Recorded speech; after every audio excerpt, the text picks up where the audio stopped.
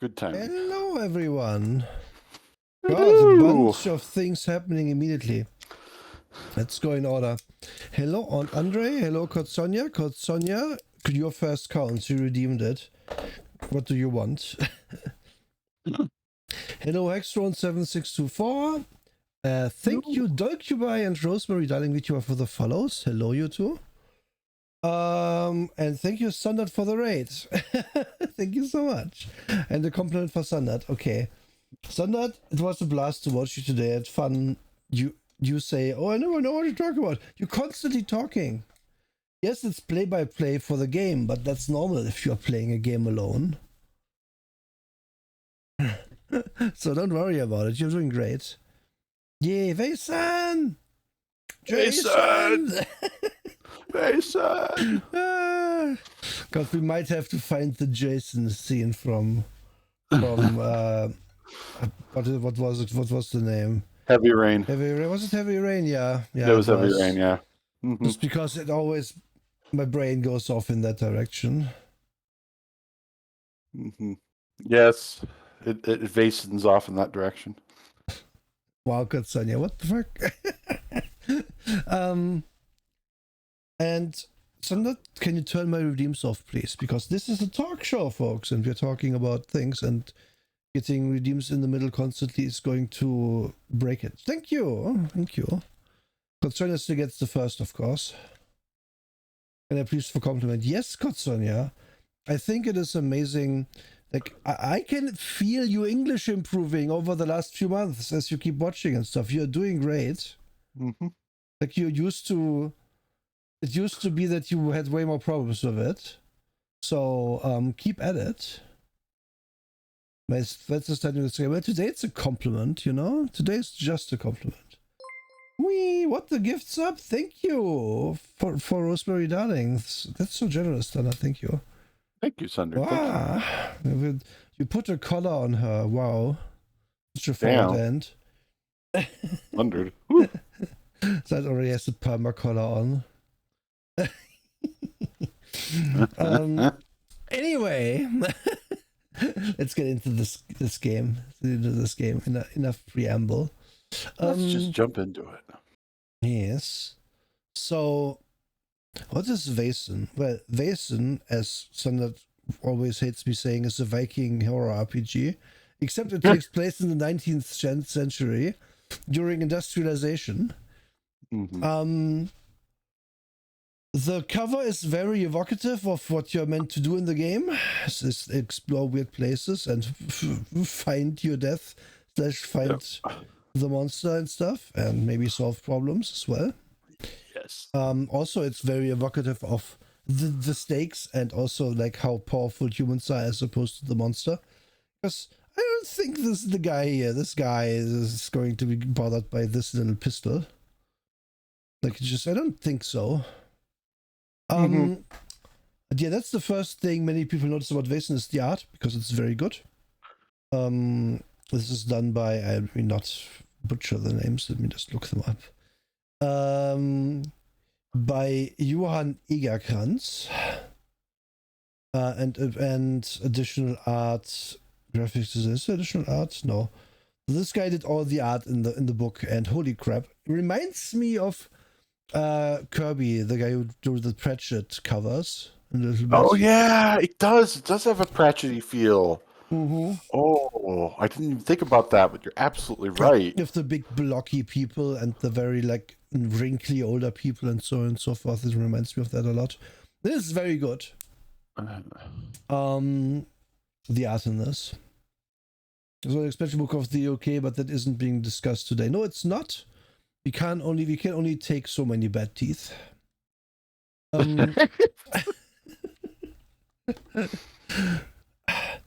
So, this is a book very much about Nordic folk tales and folklore and like the monsters in it.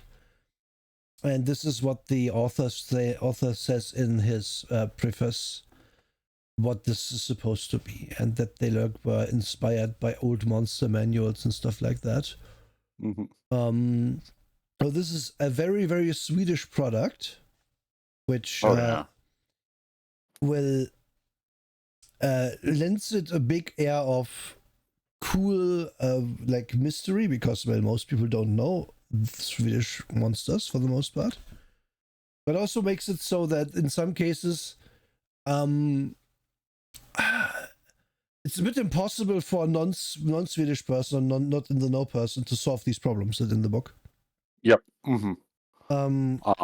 It creates a certain kind of authenticity that is different from somebody who just looked up all of these monsters on Wikipedia. Yes. And this is why I will be spoiling monsters in this book, which includes in this case how you deal with them. So be warned a little bit about that. Yep. And I would not be giving spoiler warning if this wasn't like good. Just to be clear as well. Like this is a good game. This is maybe not 100% my cup because I don't really go for horror games that much, but I can see a good game when I see one. I can notice a good game when I see one. Oh, your title is still Beyond All Reason, by the way. What the fucking bullshit? I upgraded it. There, yeah. Perfect. It just changed there. Thank you. Absolutely. We did it.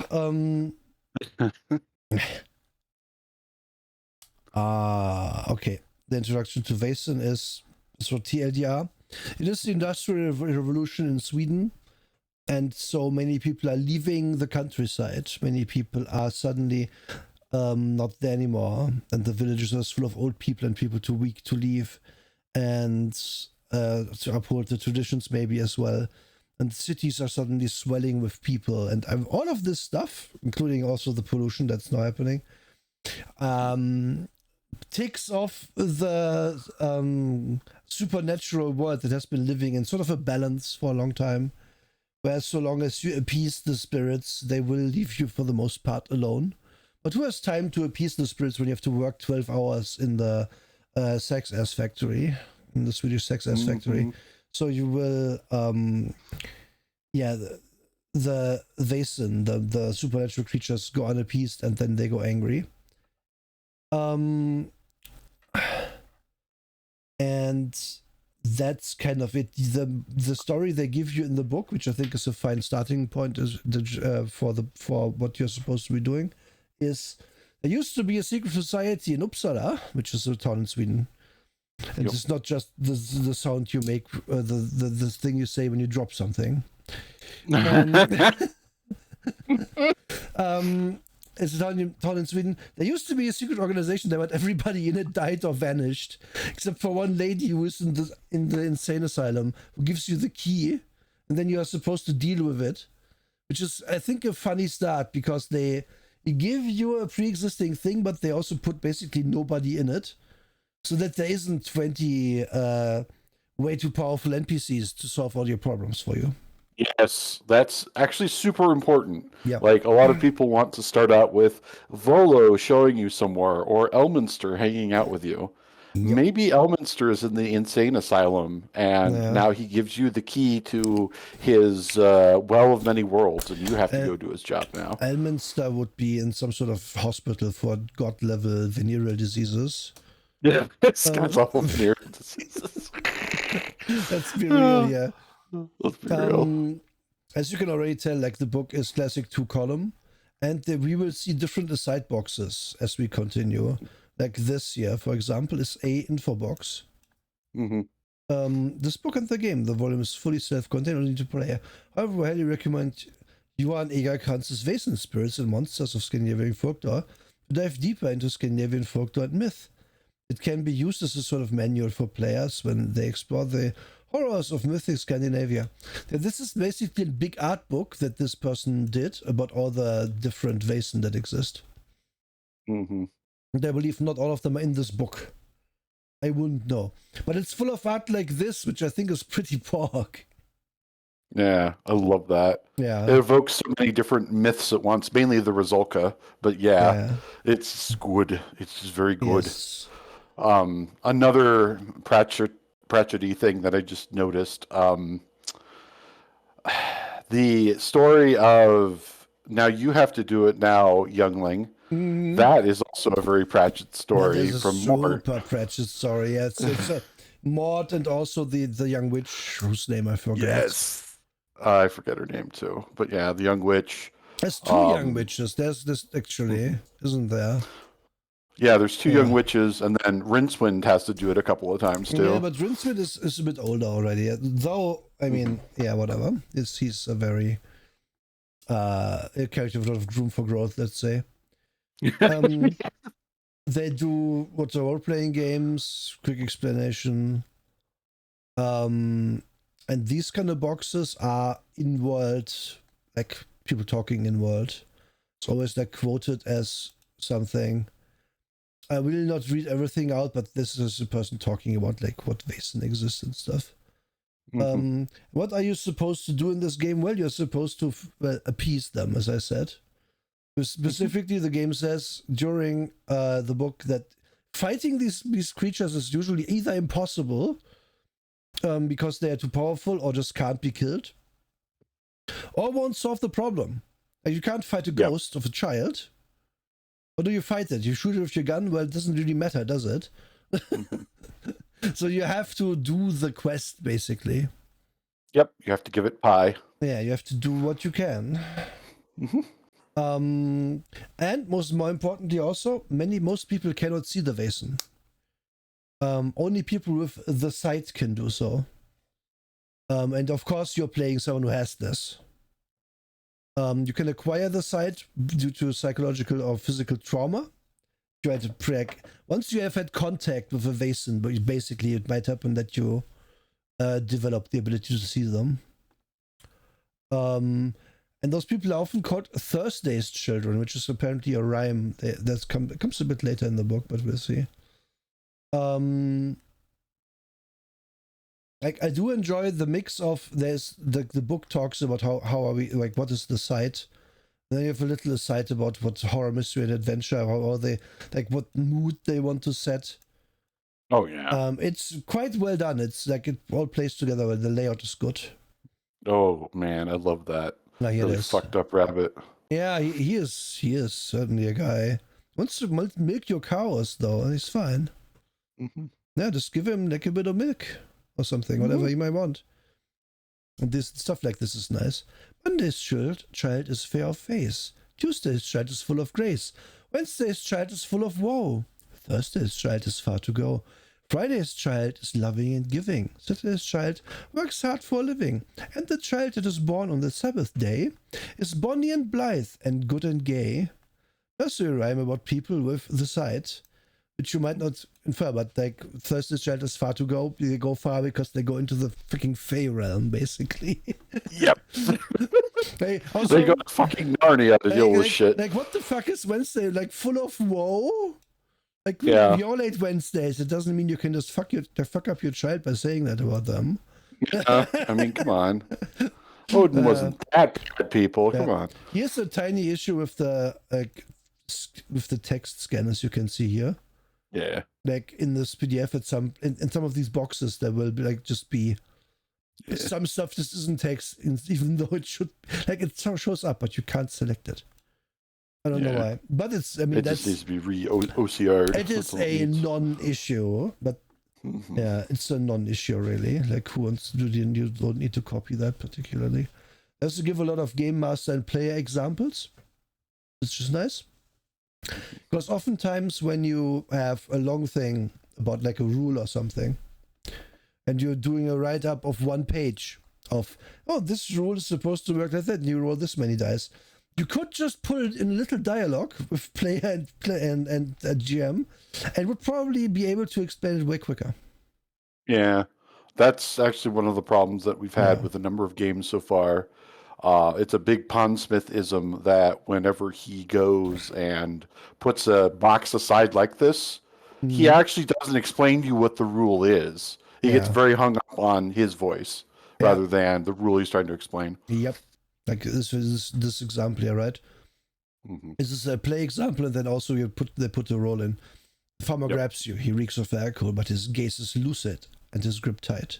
I don't care about your fancy titles. No one disturbs my sister. Player one.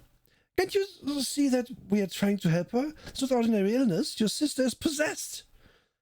He burps straight into your face. No lord or lady comes through here. I push him aside and open the door. The game master, okay, make a force test. I've got physique 3 and force 1 for dice in total. I roll a 6. Sweet. So just from this, we know how the fucking game works. 2 lines. You add two things together, apparently an attribute and a skill maybe. And then if you roll at least 1 6, you did it. Congratulations. This is Vaesen's whole deal. Yep. It's very straightforward. Yeah. There are other games that we have reviewed that are very similar to this that don't quite get to that point this quickly. Yep. That get hung up on something. Yeah. And then it continues. He has 7 dice and rolled 3 6s. That's 2 more than you, which means he succeeded, extra successful. You grab the farm and try to push him over, but it's like he's an anchor to the ground. His body won't move. Player 1. Right, perhaps we can talk about it. I like this as well, because it's like, yeah. No, it didn't actually work, but the cut here comes at a good moment. Like the page cut is good because the story could end here. Vaesen uses special dice, but the game may contribute to the atmosphere on the gaming table. Yeah, I think they just have like their own dice line, which is fine. Yeah, they do. Yeah. And then and this is very important here, the principles of this game. And yeah, we are getting to trauma later, Rosemary. We are getting to it. The principles in Vaesen are as follows. Vaesen is governed by 6 principles that can be drawn on for inspiration or used to define the benchmark for how the world should be portrayed and how its people and creatures ought to behave. The principles are: Vaesen are neither good nor evil. The creatures encountered by the player characters have their own daily lives, their own dreams and plans. Some are cooperating with human locals, others are mischievous or downright murderous. Whatever the case, they always have a motive for their actions. Yes, there is no evil for evil's sake in this. A creature that wants to kill you has a reason for that, and you might be able to appease it if you make the reason disappear. Like maybe someone stole its pot of gold and so the leprechaun is after them now. Stuff like that. It's actually a very good story, I think. Like a guy finds a leprechaun's gold and then spends it really quickly, and then the leprechaun kills everybody who has a gold piece or something. Do you have to stop that? The leprechaun is not strictly this, but still, like, this is the kind of story you might find in this game. It just gives me the mental image of, oh, I emigrated here. Yes. Someone stole me pot of gold? What the fuck? So iron was bad. I came here, I swear. Yes, the potato farmer was really bad. I can't quite do an Irish accent. Oh, it's okay. It's because I've listened to way too much Bellular Gaming. That's the only reason why I can do it. That's fair. Next thing, nature's dark and dangerous. The player characters have their homes and headquarters in the city. That is where they feel most safe. Nature represents the unknown, the other, the different. And anything can happen in the dark woods and lonely mountains. No one will find you if you go missing. I love this. Yep. One of the things that I've been talking with my friend Ataraxian, great artist, about a lot lately is there are so few games that are the conflict man versus nature. Yes. Because, there's the 4 classic conflicts, and that's one of them. Vaesen is one of the few games that codifies right away, nope, we're going to do lots of man versus nature. The reason why all this is happening is because everybody's violating nature with all this steampunk stuff and whatnot. And that is strong. There just needs to be more of this in gaming because it's such a strong thing. I think they don't do much steampunk in this, though. It's mostly like law accurate, time period accurate technology. Yeah, and I guess you could very, very easily insert like way more steampunk into this, and it would still work as the same game. So yeah. Oh yeah, very easily. Like that rabbit from before is a perfect example of what I mean when it's like, yeah, this has that steampunk feeling, but it's definitely not steampunk because it's supposed to be historically accurate. Yeah. Yep. And third thing, Scandinavia is changing. The old Scandinavia is being swept away by industrialization. And signs of this often violent shift are everywhere. abandoned farms, paupers roaming the streets, and confused Vaesen seeking their place in the new world of factories and steam engines. Yeah, the upheaval is the thing, and also lots of abandoned places. Like we are going to the village in this dark forest. Surely that there will be someone there, and then the village is abandoned and half overgrown, and like shit. I guess we have to make the best of this now. Fourth, knowledge and cunning are the keys to success. The mysteries of Vaesen can rarely be solved with violence. Instead, you must use your abilities to study clues, contextualize the information you discover, and convince humans and Vaesen to share their secrets. Mm-hmm. I love it. This of course, vampire player here, but yeah. This is what any Cthulhu player will also love, because combat against horror makes the horror boring. As soon as the horror has stats, there's a way to destroy it. There's a way to use enough dynamite or whatever to beat it. But if the horror is unbeatable except by knowing the right trick, but you don't know that trick, then it's really important suddenly that we like learn about everything and look at everything and then put our noses to the ground. So mysteries games work by far the best. Yep. Like, if somebody wanted to run, to call back to another episode, a Buffy the Vampire Slayer game and use this, they could probably get a lot further than the game that we looked at. Yes. The journey is part of the goal. The mysteries are not merely problems to be solved or overcome. The whole point is to pull the players and the player characters into the story that emerges during the course of the game. Another important focus is each player character's journey from naive and untrained youngster to seasoned experienced and likely scarred veteran. So it's designed not for single, like you can do a single adventure, of course. Kind of designed for longer play though, which I also like. Because the game has a lot of, as we read, trauma in it, physical and mental. And you couldn't really portray that if you didn't have like several adventures. And last thing, you will not survive without each other. The player characters will face creatures, the mere sight of which can drive a person mad, and beasts that can kill a man with a single blow. The only way to survive is to stick together. The player characters' relationship with each other and with important NPCs are crucial, both to the story and for healing injuries that are sustained during the game. Yes, teamwork makes the dream work, as always. These are the principles, and this is the game. We will see how good the game first. This is such a Kirby drawing. Oh god, it's so good. That dog. Yeah, this rat with the dog. Like the whole book has this level of art, and I really like it.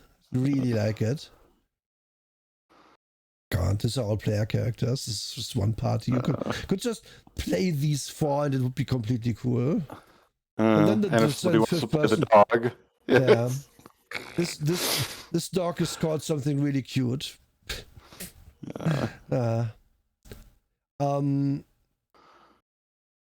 So then we have a bunch of places where this is also like in character writing by someone.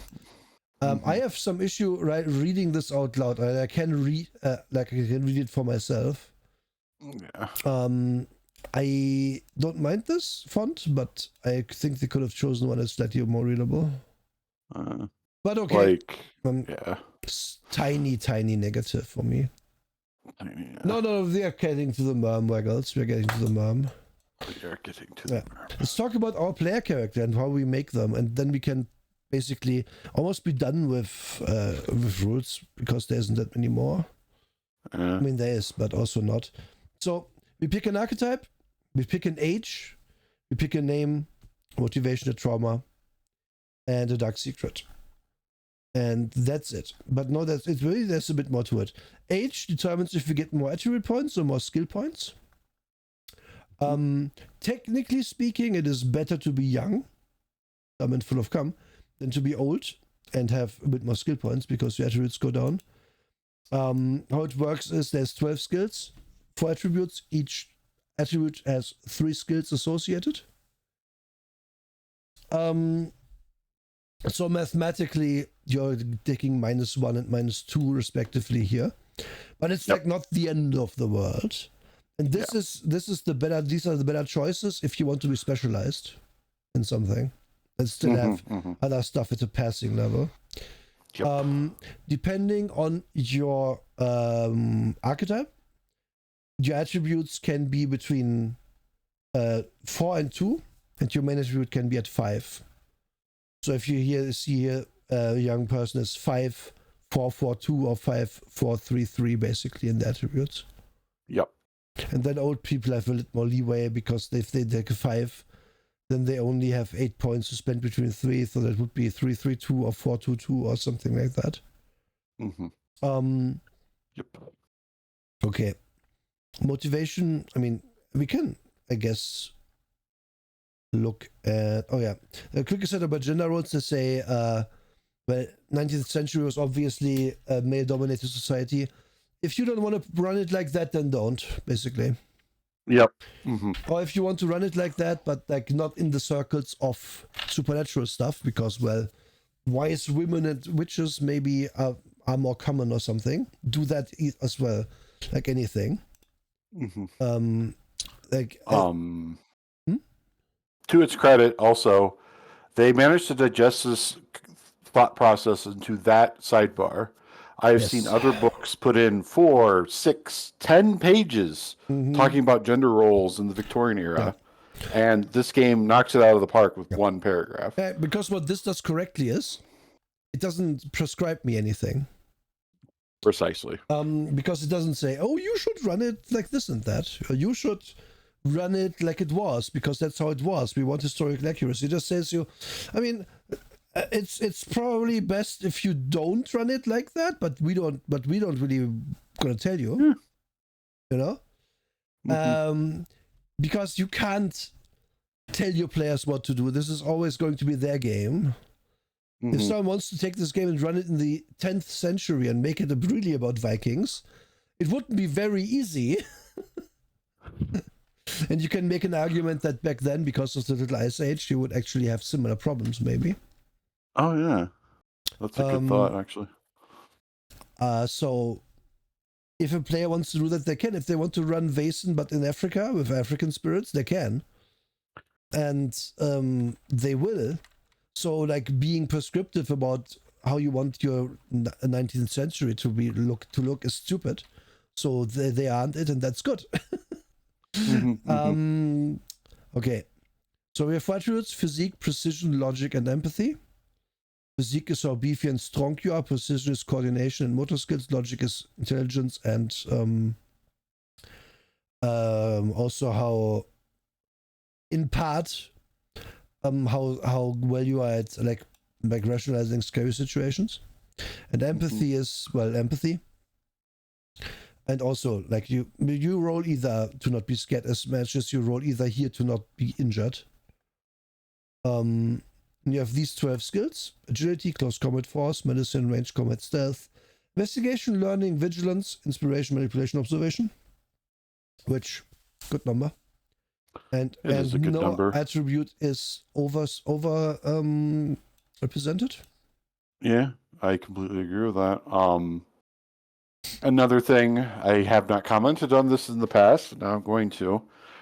These Year Zero games have one thing in common with Disco Elysium. They start with 4 attributes. Yes. And there are a lot of people who are just, no, I need the 6 from D&D. Or, no, I need more. 4 can do the job just fine. Yes. If you want to run a tight ship with your system. Yes, you really can. If I had a mechanical thing to say about attributes in D&D, is that Constitution and Strength are both underrepresented attributes and should be one attribute. Yep. Because show me the person with 6 Con who has 22 Strength, please. Like, it just doesn't work. They couldn't walk with their own muscles. Just couldn't. And then there's a big argument for doing in like intelligence and wisdom. This is one skill as well, because who fucking cares? Then there you are. Not easy. Skills can be between 0 and 5. You can here. You may spend number of points determined by your age. At the start of a game, you cannot have more than 2 in any skill. So for the main skill of your choice, which can be 3.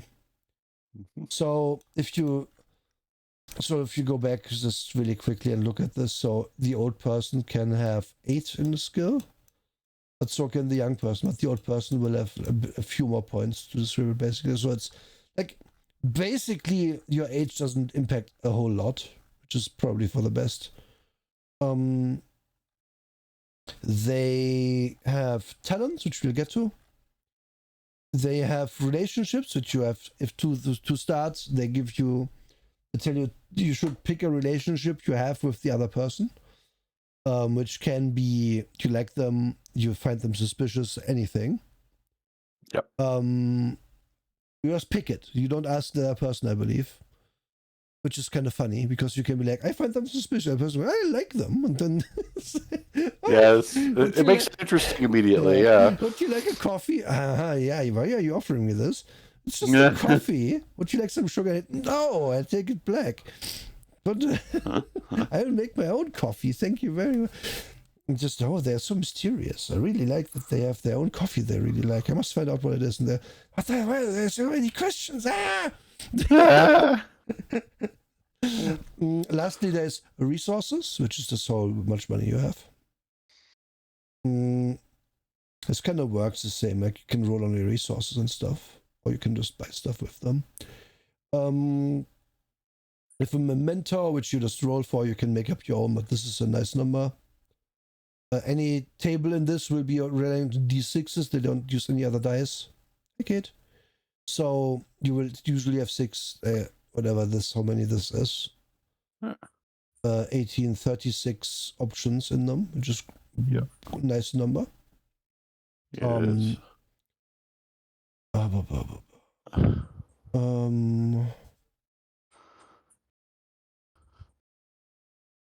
It's very that era. This band is all bandaged up, and yet he's smoking. Yes. He needs this cigarette drink. It's important.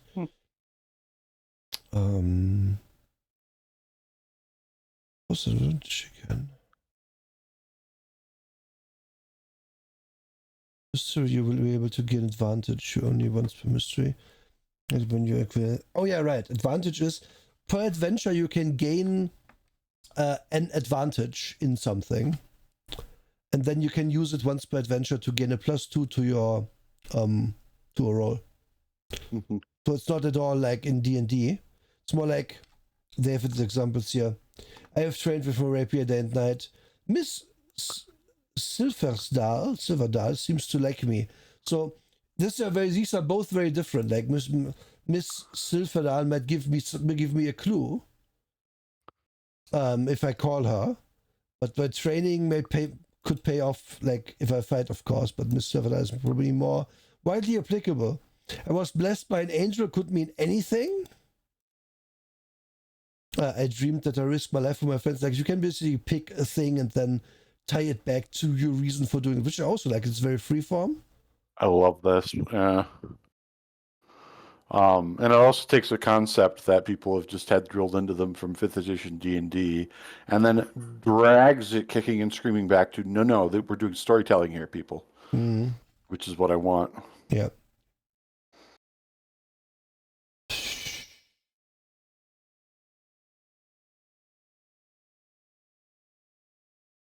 Okay. Yeah. And this is one of those systems where you get XP at the end of every session. There's questions you could ask, and for every yes, you get an XP. Yep. Every 5 XP, you can buy an advance.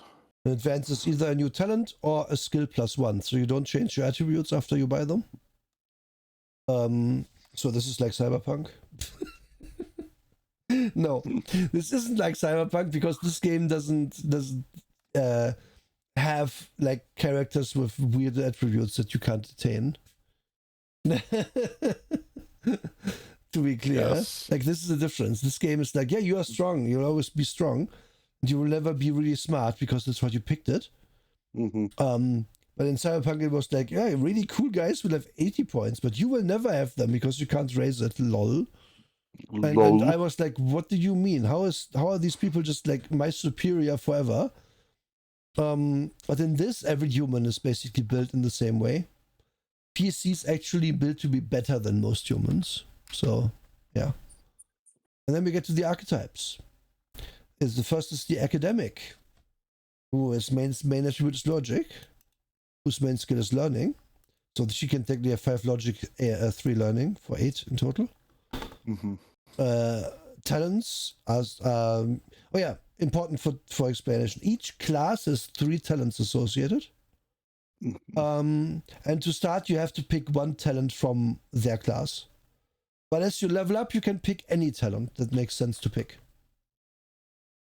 So if I played, let's go on down Doctor. By the way, this woman, holy shit, I'm kind of scared. If I played the Doctor, I would have to take Army Medic, Chief Physician, or Emergency Medicine. And then but I could look at learning and be like, well, I want Bookworm as my second one, and that would be fine. I like also the equipment. Book collection or map book, writing utensils, liquor, or slide rule. And they all, as we said, have a trauma associated and motivation. Like motivation, yeah, like these are examples, of course, charting the unknown, proving my critics wrong, becoming famous, trauma. Vertier turned you into a rat. Aged by the magic of a mermaid, that we have to mention. Watched your partner being torn apart by a giant. These are real traumas, folks. This is not like little boy trauma. Mm-hmm. Dark secrets as well. Oh, yeah, we forgot to mention these. Every character has a secret they keep secret from the other party members. Addicted to drugs. Stole or falsified documents to get research results. Hunted by Vaesen. Like, these can be very different. I like this. But yeah, we have, as we said, academic, doctor, hunter, occultist, officer, priest, private detective, servant, vagabond, writer, and that's it. That's all the base ones. Seeing how this is all on one page, it would not be hard to make up your own. Very, very much not hard. Yeah. Like, that's the strength of a system like this, is Yeah. that here are 10 examples. Go make your own if you want. Mm-hmm. Maybe even make up your own talents if you want. I'm pretty sure this book also says if you want to make up your own talent, here's some guidelines. Yeah, I believe it. Yeah, and even if it doesn't, like, it would not be difficult. It'd just be not hard. Yeah. Also, like And that. that's the advantage of this. Like, I like that this character immediately returns for this art. Like, this is the advantage of having one artist to your whole fucking book. Mm-hmm, mm-hmm. And this goes back to something that they started in 3rd edition D&D, where they had like Lida, the halfling rogue. So they kept including her in various books and throughout like the pages of the entire player's handbook. Yes. And this book does a bit of that too, with the 10 different archetypes. You see them in different images throughout the book. Yes. Very, very strong, because then it maintains like the branding of, okay, your character is going to be in this scene that you're going to see before you because you picked writer. Mm-hmm. And here we get to how the system actually plays, which is, let's say I want to make a stealth check. I would take my precision and my stealth, whatever points or dice I have, I would add them up, I would roll them. If I have a single 6, I succeed.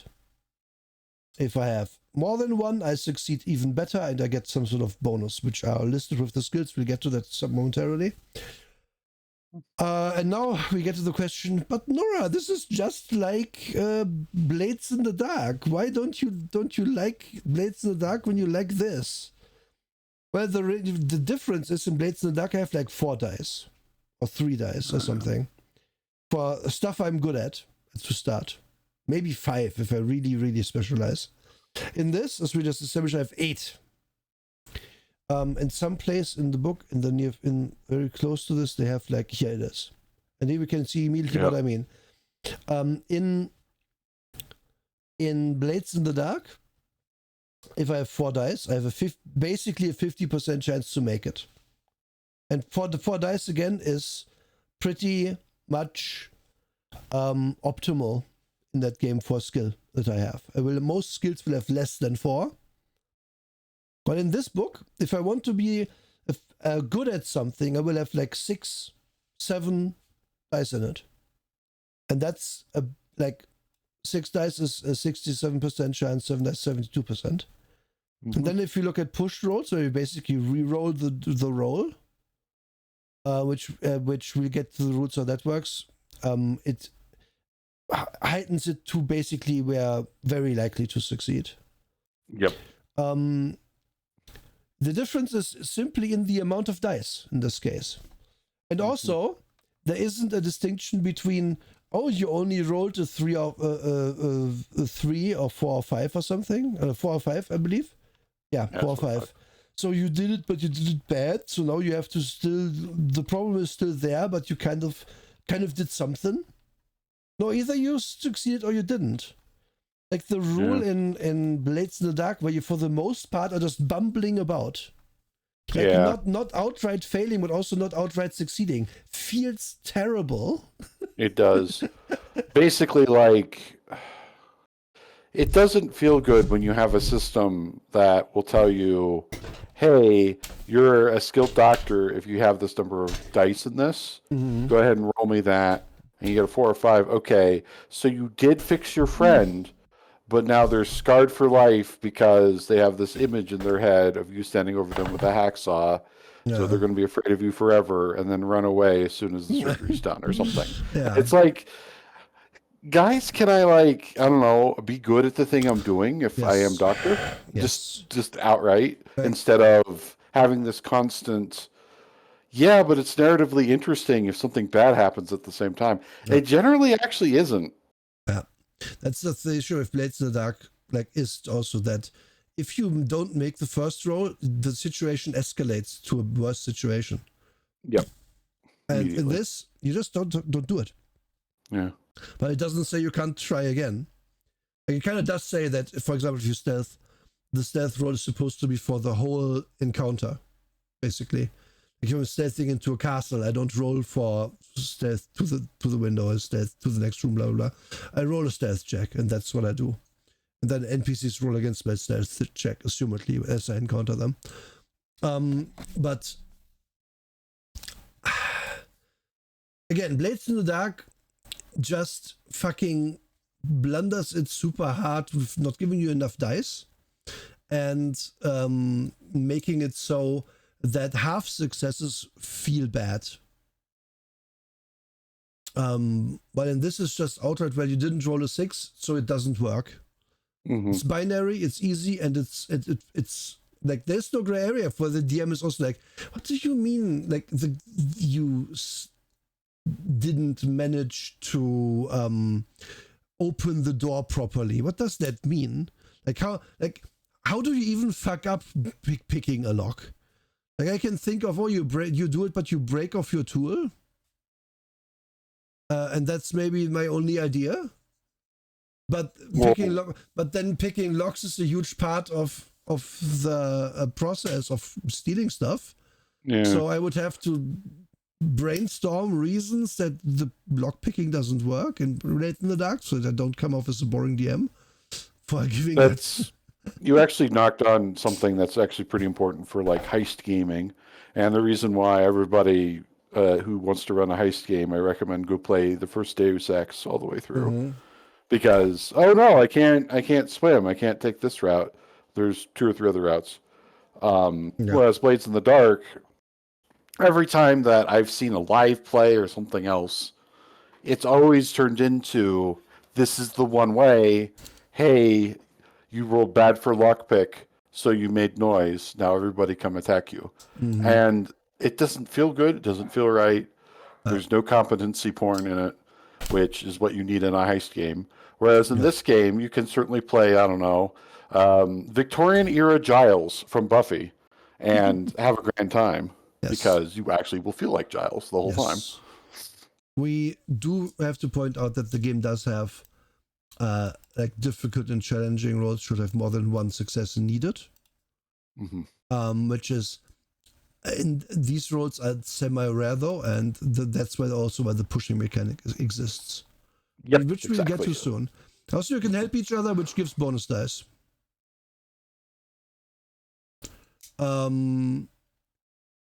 Which is also very important because like you're meant to play this with like 3-4 people. Mm-hmm. So you can, in most situations, expect a difficult role to have help with that. So that the main person gets 3 extra dice on top of their thing. So if you have 8 dice, that's already 11 dice. 11 dice, you expect to roll 2 6s almost. Like, yeah, pretty much. With napkin math, right? Yep.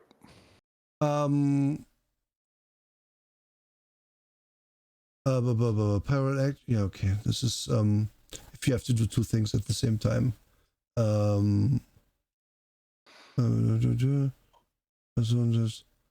Yeah, okay. Parallel actions means if everybody has to sneak, you can't help each other sneak, which makes sense.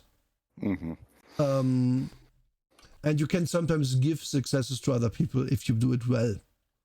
Just kind of even better than helping other people, helping each other. Yeah, I like systems that encourage and provide lots of ways to do teamwork, honestly. Yep. And opposed rolls work like you'd expect. Both parties roll their pool and whoever has more wins. It must not be the same pool. Like if we are fighting, I roll a parry with different abilities, then I would run attack, but this would still work as you would expect. Very simple. Super simple. Yeah. As we said, advantage, we explained that earlier. You have, like, if you have a thing that might help you, you can use it for 2 dice. And if you have an advantage in a skill, you can't have another advantage in that skill. Which is interesting. You can have up to 12 advantages then. Mm-hmm. Like, I can have only 1 lover who helps me with perception or whatever.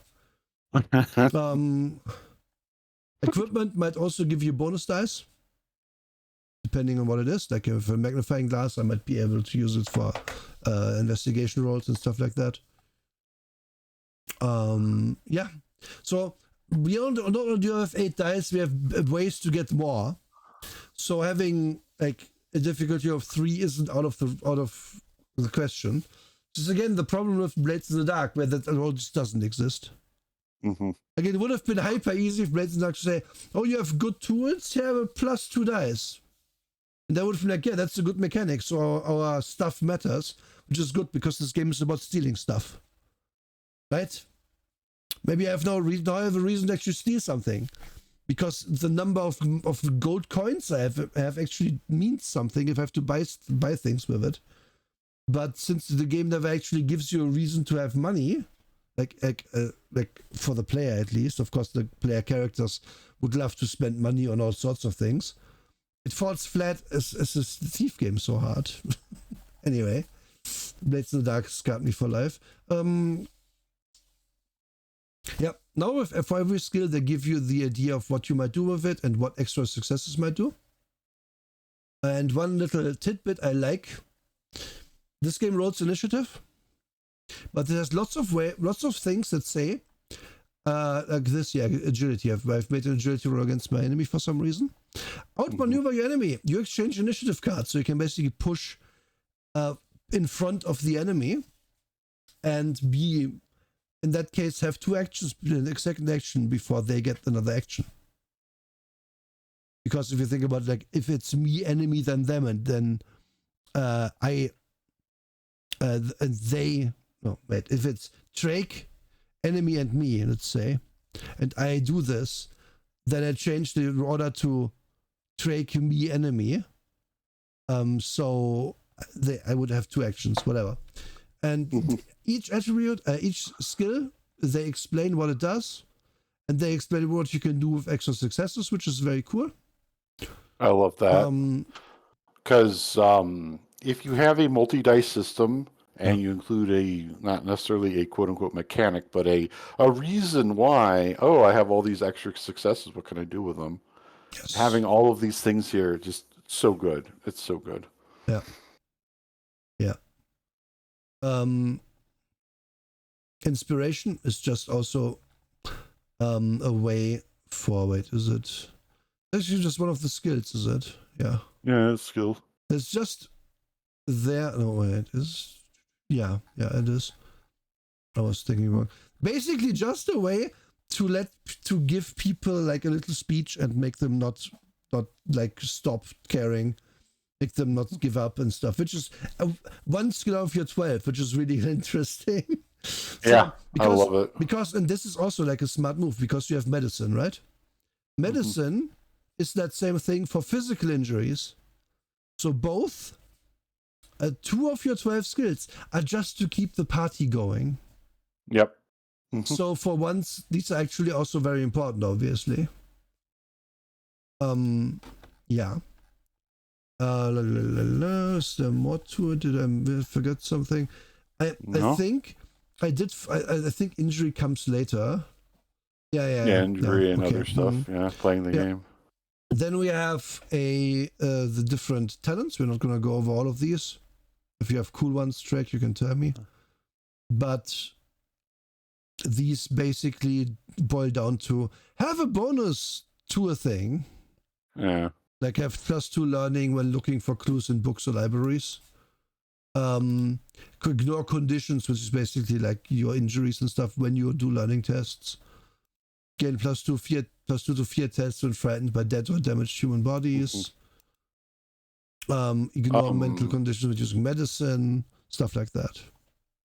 The occultist gets a talent where they can literally just spook people. Oh yeah, it's like, which is good. I like that. Yes.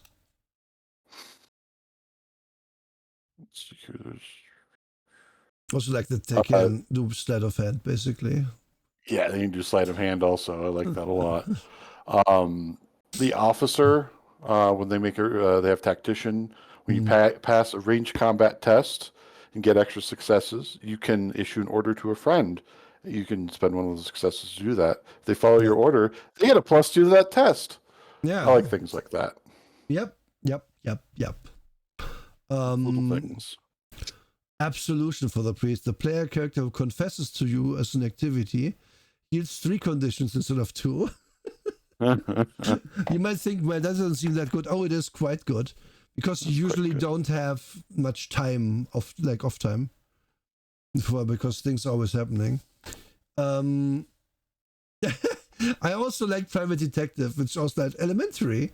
Once per session, you can ask the game master to explain how clues are connected. This is like something not everyone would pick, but we have all been in. If you've played a game like for a long time before, you have all been in that one adventure where like, what are we supposed to do next? I don't understand how these weird staffs are supposed to go into this puzzle. I don't get it. Like, why are there different colored gems on it, and the gems don't correspond? Then the party spends 2 hours just fiddling with it until the DM is like, fine, you jump on it and until the mechanism breaks and you all fall into the chamber below or something. And this is just, this can avoid that. And since it's once per session, I don't find it OP, and it's probably not something you just do immediately. Although it would be funny to be to like, as soon as you find a clue, be like, why is it connected? It's kind of the deadly premonition way of doing things. Oh, yes, that's a really good way to put it. Like, if I was writing a game like this, but for the modern day, I would call that ability deadly premonition. Yes. I'm also very fond of hobo tricks. Gain +2 to stealth when trying to hide yourself or an object from a wealthy human. Yeah. It's just good. like I kind of want to play a hobo in this game. It seems funny. Servant, tough as nails, gain +2 force when fighting unarmed. This is not your average servant. This guy punches. This guy fucks. The servant fucks. And so on and so forth. Like, you would have to come up with 3 of these as well for your class. There's some general talents as well. Dynamiter, gain +2 range combat from using explosives. Brave, gain +1 to all fear tests. Stuff like that. This is like, you can gain one of these for 5 XP, and you don't have really an upper limit, so long as they aren't like exclusive to each other, I guess. Which is fine. There's enough depth there, in my opinion. But they can have a pet, blah blah blah. It's a lot here, and also enough, well, more than enough to make up your own. Oh, reuse that. Okay. And, oh, you get to conflict interest now. Okay. Initiative. You roll. I forgot what you rolled. You draw a Everyone card. involved draws a card to determine. Oh yeah, you draw. Right. So there's no roll. Right. Yeah. So then the swapping initiative is a mechanic you can do with another player. You can only swap at the start of a round, but you can also swap with abilities for the next round, as we have learned. And there's zones of distance. A zone is like a room or a area. Like it's not rigidly defined. The most definition they give you is it should maybe be like bounded by walls, or it should be bounded by something, or it should be enough distance that it makes sense, because they also say anyone within the same area can attack each other, if anything. 1 area away, you can shoot at someone with a pistol, and 2 areas away, you need to rifle, and beyond that, you can't attack. Which you might be like, but my rifle ranges are hundreds of yards, but this is fucking Scandinavia. It's full of trees and rocks and very mountainous. Yeah, exactly. You will not have like hundreds of meters of vision most of the time.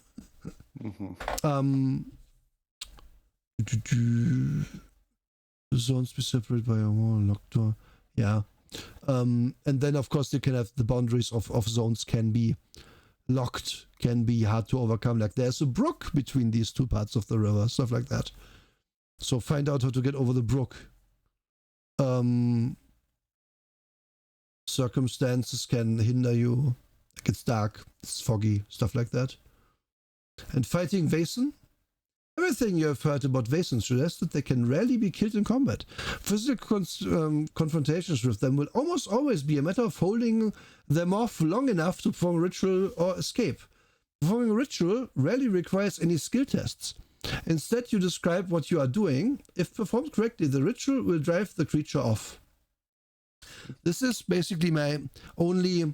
It's not really a criticism, but it's just like it makes it harder to pick up for me, because I need to learn the ins and outs of all your creatures now. Yep. To play this. Or the DM has to drop it in the adventure every time. Yeah. Or yes, like, or the DM has to be like, well, you know that a mermaid would be this or that. Yeah.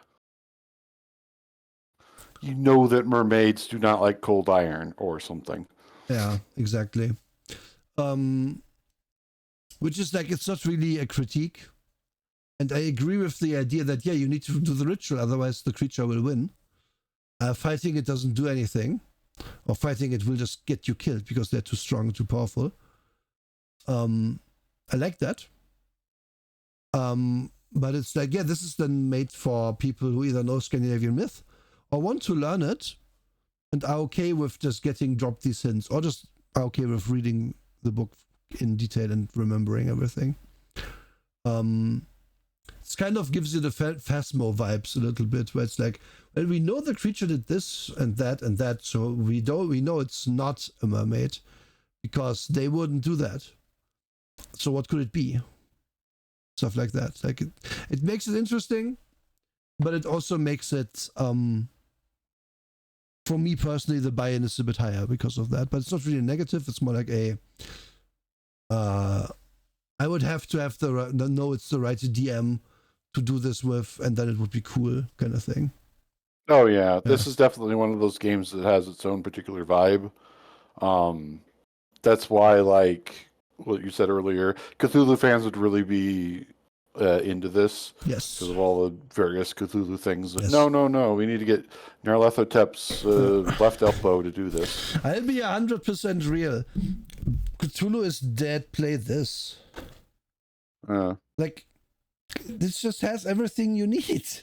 It does. Like, it's just good. Like, if I look at the Cthulhu book with its 55 skills, I'm like, why do I need these?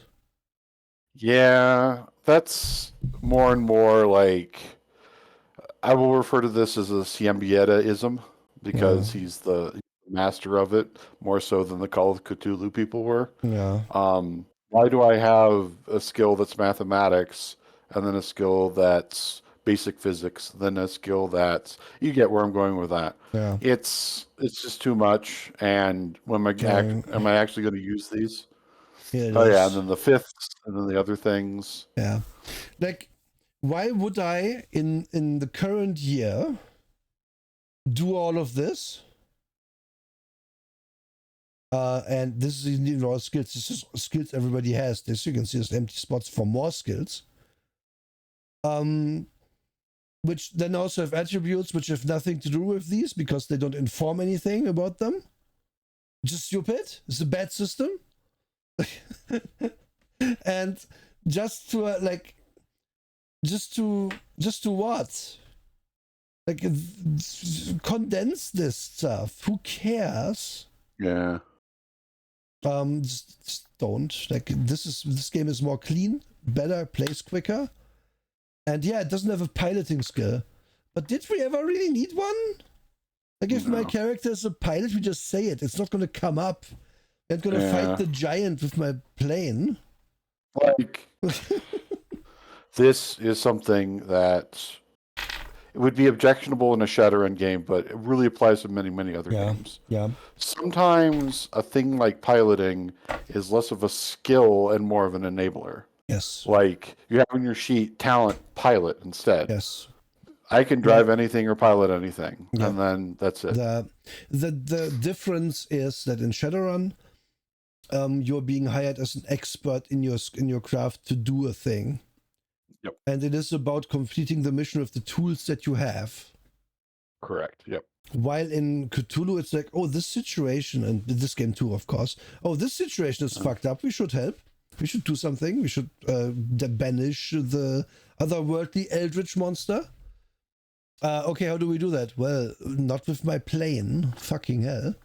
Exactly. Like the focus is just different. And in Shadowrun, you can solve a problem many ways with many different skills. So which ones you pick matters then because of how then it informs how you do it. But in a game where it's all about, well, we need to know the procedure to get rid of the, what was it again? Of the myling, which is a dead child's ghost, basically. We need to know that we have to bury the body, and one of us has to give it our name so that it has a name, because it doesn't have a name, which is why it can't move on. Okay, let's do that then. None of the skills here are gonna help. It's just knowledge, and rolling that knowledge on a like on a D100 table, or even with D6s in this, would be boring. It'd be so boring.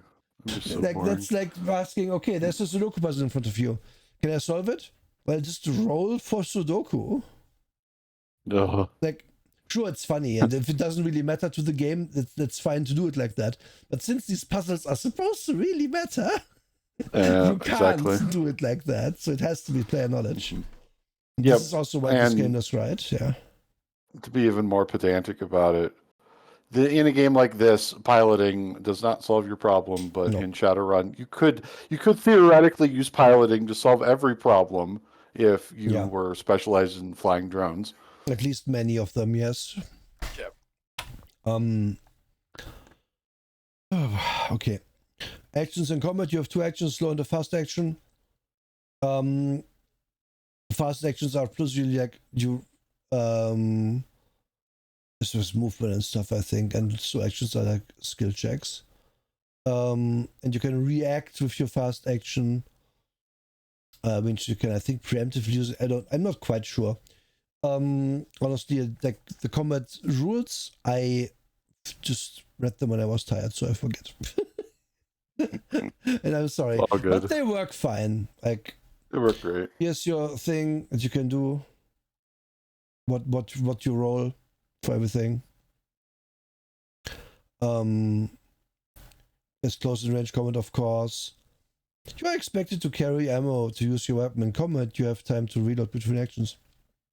In certain situations, the game master may ask you to keep track of how many bullets you have left. Perhaps you are trapped in a network of caves and must preserve your resources. Maybe you must rush to the desk, grab the silver bullets, and load your revolver before the werewolf reaches you. Usually they don't care, but sometimes the GM will ask you to keep track, which is usually when it really matters. Yeah, you can dodge and parry, blah blah blah. You can dodge range guns. There's holes. There's a quick chase rule, like what you roll to do it.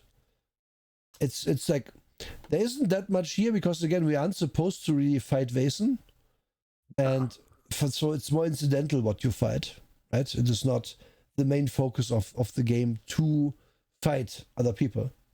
And if you are contending with a Vaesen, it's probably more of a skill check problem than a combat problem.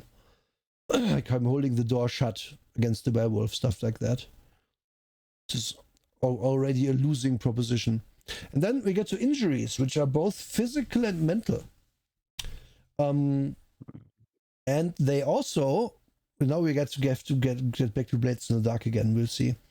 Because this is kind of the same thing as with Blades. In that, if you take an injury, you come up with a condition that you just had. For example, I'm winded, or my ankle is sprained, or I'm scared, or I am temporarily like blinded from the light, stuff like that. Or I have difficulty seeing. Anything can be an injury. Injury, and these conditions that you get give you a -1 to all your rolls, and the lowest amount of dice you can have is 1. Which brings me back to Blades in the Dark, because it does the exact same thing. But again, you have less dice to start with.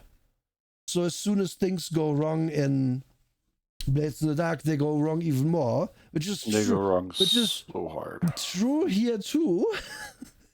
But your dice average is higher to start with, at least for stuff you're good at. So it's not as bad to have one condition. It's just like, oh shit, I have to be careful, kind of thing. As opposed to Blades in the Dark, where having 1 or 2 conditions is like, yeah, basically, I guess I can't do anything anymore. Just a 1 in 6 now. Wow, fun.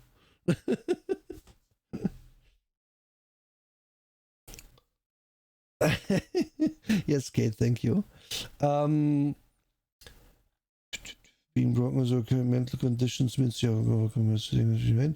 mentally, like they give a lot of examples for what these might be, like a critical injury /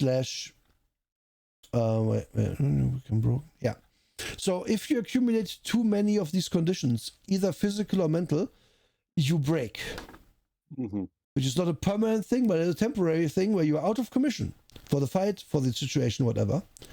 And then you must roll your 2d6 and look at the chart. And then let's say I roll 11 for physical and I have a foot injury. I have a limp and I have agility -1 until this is dealt with. It's not fatal though. But if I roll higher, I have a dirty wound. It might be fatal in 1d6 days. Defect sepsis, force -1. So you might die if this isn't dealt with.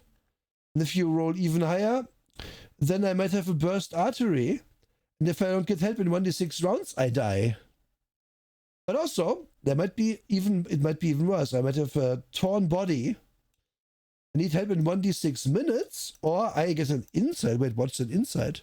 Well, insights are if you have a brush with death, a serious brush with death, you might come out a changed person, and actually a better person maybe. Because you're supposed to, when you have one of these, you have to work past them if they're negative, or you have to make use of them if they're positive, and then they might stay, they might go away. It's kind of DM's decision. Like your foot injury might haunt you forever now. You might forever have -1 agility because of your limp. But it might also be possible for you to do find a way around it. Like you get the walk on crutches for a while until it's fully healed and get -2 to agility for the next adventure, but then maybe it's good after that, stuff like that. So it's kind of freeform how it wants you to deal with these, but you have to deal. Yeah. Did I forget anything? No, you really didn't. It's... Okay. Yeah. Like I'm not explaining the full mechanics in full breath yet, to be clear. But I like the idea that like, yeah, okay, we have a lot of really bad things in here. But then also the worst of them, if you don't die or don't get help in the case of mental injuries, they say they may become permanent if you don't get help. I suppose they might kill you because like they're being really scared. It can kill you, but usually doesn't. But if you're super ashamed, you might develop self-loathing. Mm-hmm. Yep. And one thing that is metatextual here that they're not outright saying is they're explaining why the older you are, the lower your attributes are. Oh yeah, true. In a roundabout way, which True. good. Yeah. Please do that. Yeah. Have like a game mechanic that would explain why, as my character is now a 58-year-old Vaesen investigator, now has less, I don't know, force. Thank you for the raids. Oh, Daisy Raid. Hello everybody. Thank you. Hi Raiders. We are talking about Vaesen or TTRPG, which is really cool. Zelda? Nice. D'accord. Yeah. Also importantly, like these are meant, like the insights are not like they're like you can use them, I believe, once, and then you kind of have to work out with the DM how this affects you long term. I like this. I like this. Like it a lot, yeah, there's fear. Of course, there's fear rules. Makes sense. The fear is often how you gain the mental stuff. Screen is covered by clip. Oh yeah, you're right. Let's wait a second.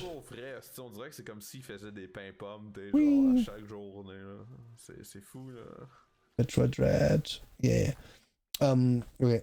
Yeah. The again, you have fear rules, which is like how many successes you need to get to not be scared, and then you might be flee or freeze or faint or attack. These are your options, which is fright, flight, faint or attack. These are basically what real people end up doing. And you can of course be feared from many different sources. But Vaesen being among the most prolific here, of course. And they have explosive rules because they knew that people would bring explosives if they exist at all. And they are pretty scary because blast power is high. 10 is a big number. And it blows up 3 adjacent zones if you have a big explosive. Obviously also very hard to use. Rules for fire if you're burning, like how bad it is. Like some things that are how do I put this? A game like Blades in the Dark might omit these rules and make you wonder how to do these things. Yeah, it bluntly does. Like yes. And that's like, I'm not saying I need every last fucking thing explained to me in a book. It's impossible. But I'm saying, knowing how explosives generally are supposed to work, knowing how fire is essentially supposed to work. If I know how fire works, I can maybe make up how like freezing cold works.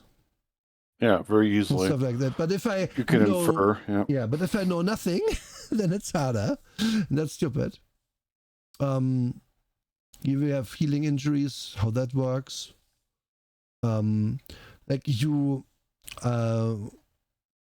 can recover from most conditions except broken pretty easily overall, like in a rest scene or something. So your conditions, they don't, like in Blades in the Dark, because again it's very, very applicable as a comparison. the healing takes basically to the next adventure usually. Mm-hmm. In this, if we have a rest scene, we might just get rid of my conditions. So if I get a breather, I might be able to continue the adventure pretty well. Like, it just works. It just works. Obviously, you can't, as a DM of Black, well, you broke your leg. You can't just walk now because you wrote that for the broken thing, which is also why we can't heal from that immediately. Yeah. But yeah, that gives you a good ebb and flow to it. Like, we go out into the problem, we get battered and bruised, and then we find a breather somewhere, and then we can sort of recuperate a bit before we continue. Gives you almost a Darkest Dungeon vibe, kind of. We are camping right now. That is one thing I was hoping you would touch on, because there is a lot in this that evokes Darkest Dungeon vibes. Yeah, true. Over and over again. The art, especially. True. Yeah, the art is similar. Yeah. What else is there? Oh, yeah, I love the activities. Like, activities is stuff you can go up to in your downtime. I love drinking alcohol. Yes. Arguing. Yeah, arguing. Singing and dancing. Tending to the sick, poor, vulnerable. Arm wrestling. Like, these are the things you can get up to heal some of your conditions again as well. This is also between adventures again. And then we already get to equipment. Availability. Equipment is mostly obtained through contracts and status, represented by your resources value. So the more resources you have, the better and more equipment you can have. Mm-hmm.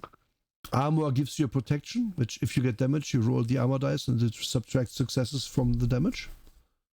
But also lowers your agility by quite a bit, which just makes it kind of very tenuous to wear heavy armor. In my opinion, not worth it really, but could be worth it situationally.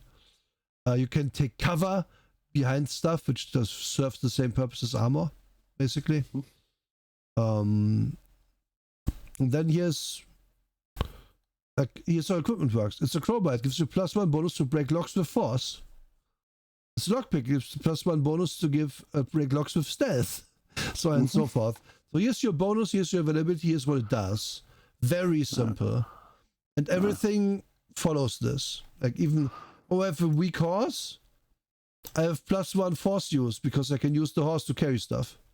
Yeah, the strong horse I have 2, but also close combat bonus because it's a big horse and it's Engi. Stuff like that. I have an errand boy or a barber. It's also great. No, these are services, of course, but they give you. I'm going to a barber restores 2 mental conditions. I can just feel better after I've been at the barber. I feel like a new man. I feel like I've shaven or stuff like that. A quack or felcher feels broken. You can go to a quack at any time. I love that so much. They're gonna saw your fucking leg off and tell you I better know. And yeah, you might have to like find ways to do your thing that you want to do, like heal from your conditions and such. And yes, weapons, they have a damage value, they have a range value, they have a bonus to the roll value and how available they are, and then what skill they use. Kick or punch uses force, interestingly. So close the combat without any implements, a different skill than with implements. Makes sense because you aren't just punching. And you aren't supposed to have kung fu in this game, if that makes sense. No, you're not. You are basically either a big boy using your strength to like throw people around, or you have a weapon. Then you have range combat weapons here as well. A cannon is in it because, well, certain things you fight might require you have one. And also see that like the biggest damage bonus is a 3 from a halberd. Yeah, exactly. And guns don't do even as much as a halberd, but they do quite a lot still. And interestingly, musket Not usable in melee combat. A rifle as well, which is a good rule. Because then someone with a rifle will not just be able to shoot it in melee. Just can't. Which is maybe a bit simplistic, but it's fair enough. If someone's in your face, like with a broken bottle trying to get you, you're not gonna get time to aim your rifle. I like that they do that, and then like a pistol is more appropriate for dealing with that guy standing in your same zone. Yeah. Also like longbow, basically the exact same as a rifle. That's one bonus less. But this is all you need. There's also something Blades in the Dark doesn't really have. Yep. Because Blades in the Dark doesn't really have like these mechanics. Yeah, it just ends up being good. And then we get to the society and the headquarters in Uppsala. So we are now past basically the rules section. This is the story section. They give you a lot of stuff about like the setup. Again, this Linnea person is the one who gives you the keys to the estate, where then there's the knowledge and the library and shit, and you can also upgrade it later. It's Castle Gillenkreuz. I guess I couldn't possibly say that correctly. And if you're playing a campaign, you can upgrade to castle over time and stuff like that. It's pretty neat. The upgrades again give you either a bonus or they heal you from conditions for the most part. Or you get an advantage. See where's the carp font. Which is this is just like complex enough that I think it's good. Mechanically, like this shouldn't be more in depth almost, because who cares? Like, yeah, who cares? And then you can also again easily, if there's a room I haven't come up that's not here, which honestly, there's like 3 pages of these rooms. I think it's pretty hard to come up with something that wouldn't be here. But if there isn't, then by all means you can just come up with it. Yeah. Yeah. And there's also a bunch of contacts you can make, which is also cool. Some of them are named, some of them aren't. These are hirelings as well, so you hire the gamekeeper and stuff like that. Stable boy. All horses the player characters take from the headquarters count as strong. Yeah, that's all you need sometimes. Of course, you can name your handy, you can name your stable boy, stuff like that. Okay. And now we get to the mystical north, which is this nice place. It's a very nice map, by the way. I'm trying to locate Uppsala on it. Here's Uppsala. Nice and in the middle.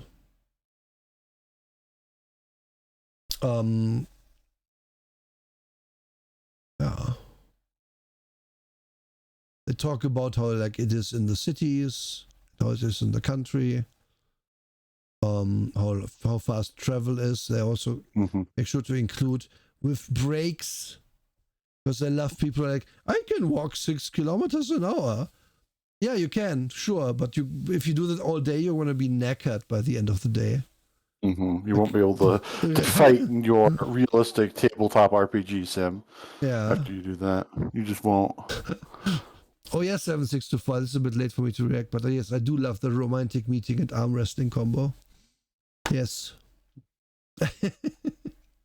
Also, I like this. Look at this guy. He's just holding the bridge up, looking unhappy. Of these the drawings in this are consistently so good.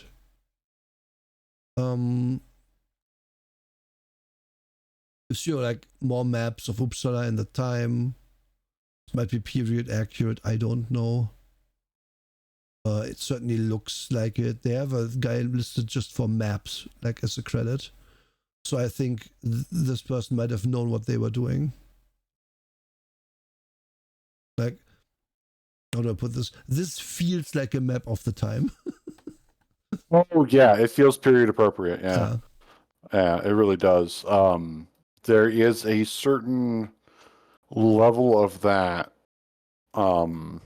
That's just present throughout all of this. Yes. Like the care has been taken to make the book feel appropriate to its time, basically. Yep, And then authentic. you have they explain a bunch of locations that you might go to. Oof, like look at this is nice. The Fairy Queen and all our little guys. So good. And then we come to the real stars of the show, which are the Vaesen. And they explain again that they have, like, their nature isn't malicious. They are they're just creatures that work differently than humans. And they also explain, this is funny to me, but it's also like how they explain it in real life. Like God and the devil, like some Vaesen actually believed to be devils or angels. And also crucifixes and holy symbols of Christian faith work against them because both humans and Vaesen believe they should. Mm-hmm. Which is perfect. This is like That's perfect. That's good. Whether God and the devil actually exist in the game world is not relevant to our mysteries. I love it. Love it. This is one line in this text that sums it up very well. But yeah, Vaesen have a few ways in which they can fuck with you. I think we are going to get to those in a second. Magical powers is one of them. Well, actually, this is the overarching thing. Enchantments is one thing. Enchantments can be put on a location or on people or both. And they can do, well, a lot of things. We'll get to it. It's usually very specific to a particular Vaesen, what they can and can't do. Curses are usually placed on people and usually for a reason. And they do a very specific thing. And you have a counter roll to resist them. But usually that means like avoiding them. Like it's not like once you are cursed, you are cursed. But if you avoid the source initially, then you can be fine. Yep. And the creature must roll more success than the player character. Which is not hard because we'll see the stats for the Vaesen are quite scary.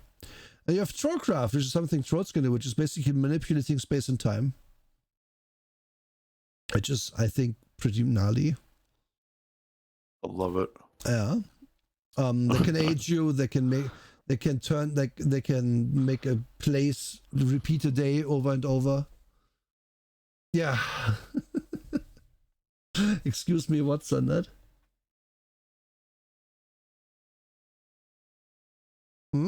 What?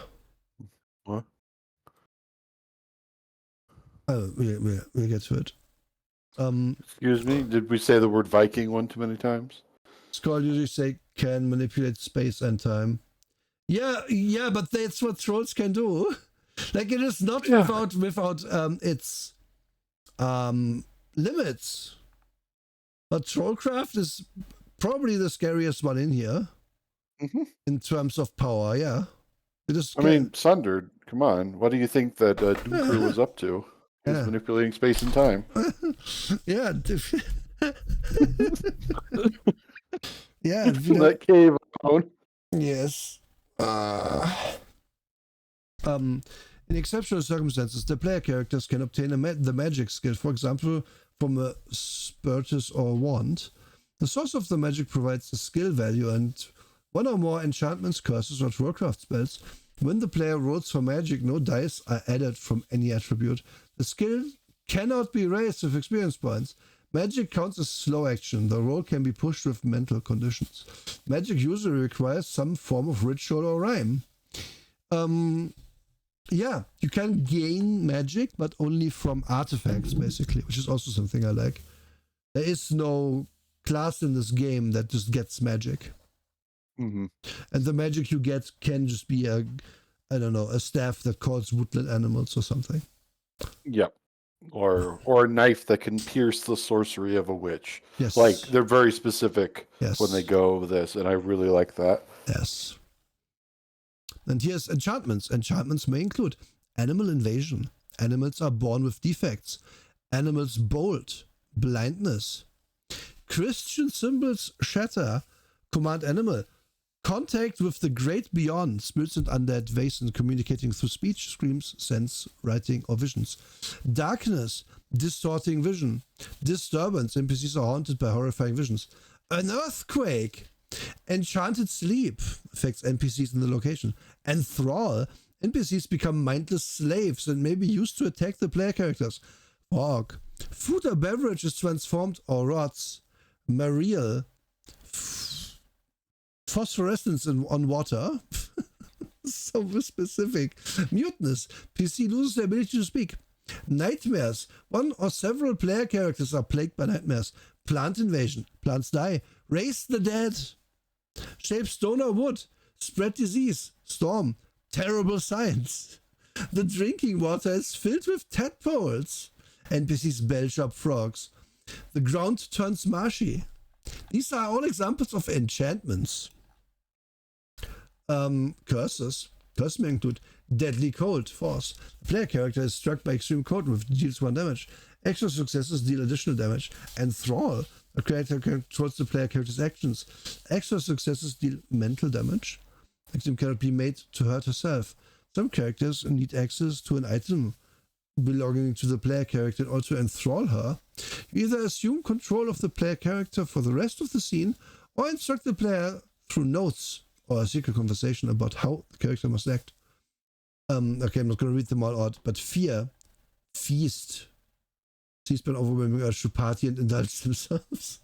Fire, you can set them on fire, you can infect them, you can make them lame, you can lure them somewhere, you can mute them, you can do night terrors, you can seduce them, you can induce self-loathing, you can make them sleep. A stranger, something about the player characters makes other people dislike her and want to hurt or drive her away. Twist their vision or wound them. You might see there's some overlap here. Yes. Because it's fucking folktales and it's not all one-to-one clear. Yep.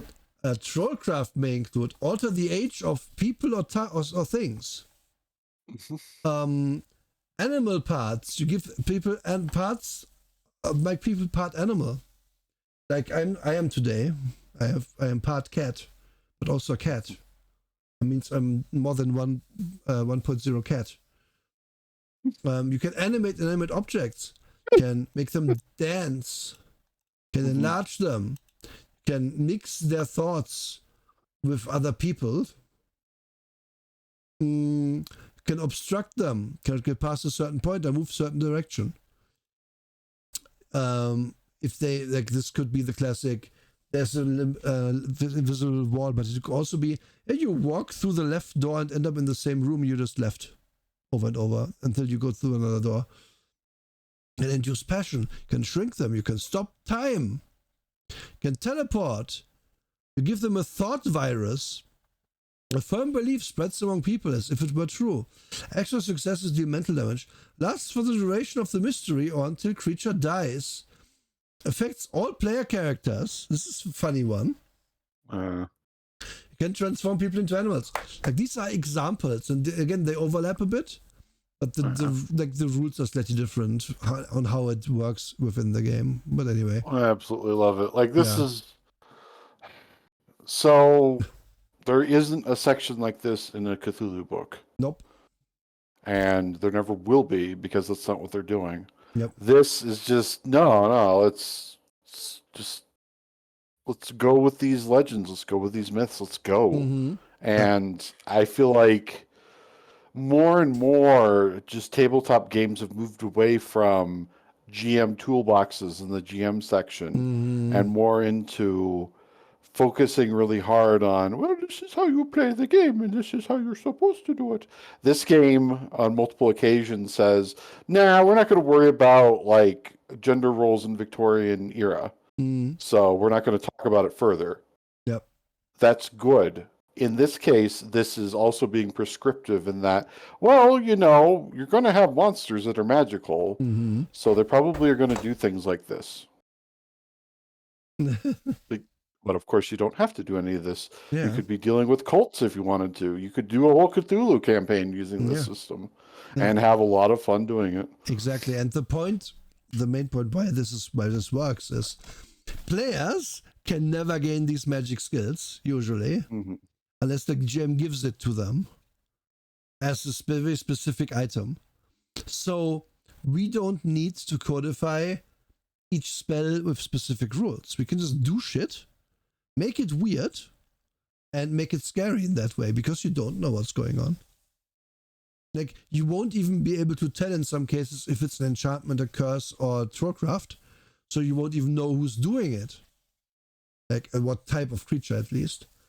And the fact that it's all a bit incongruent because it doesn't really make, like, academic sense is just a bonus.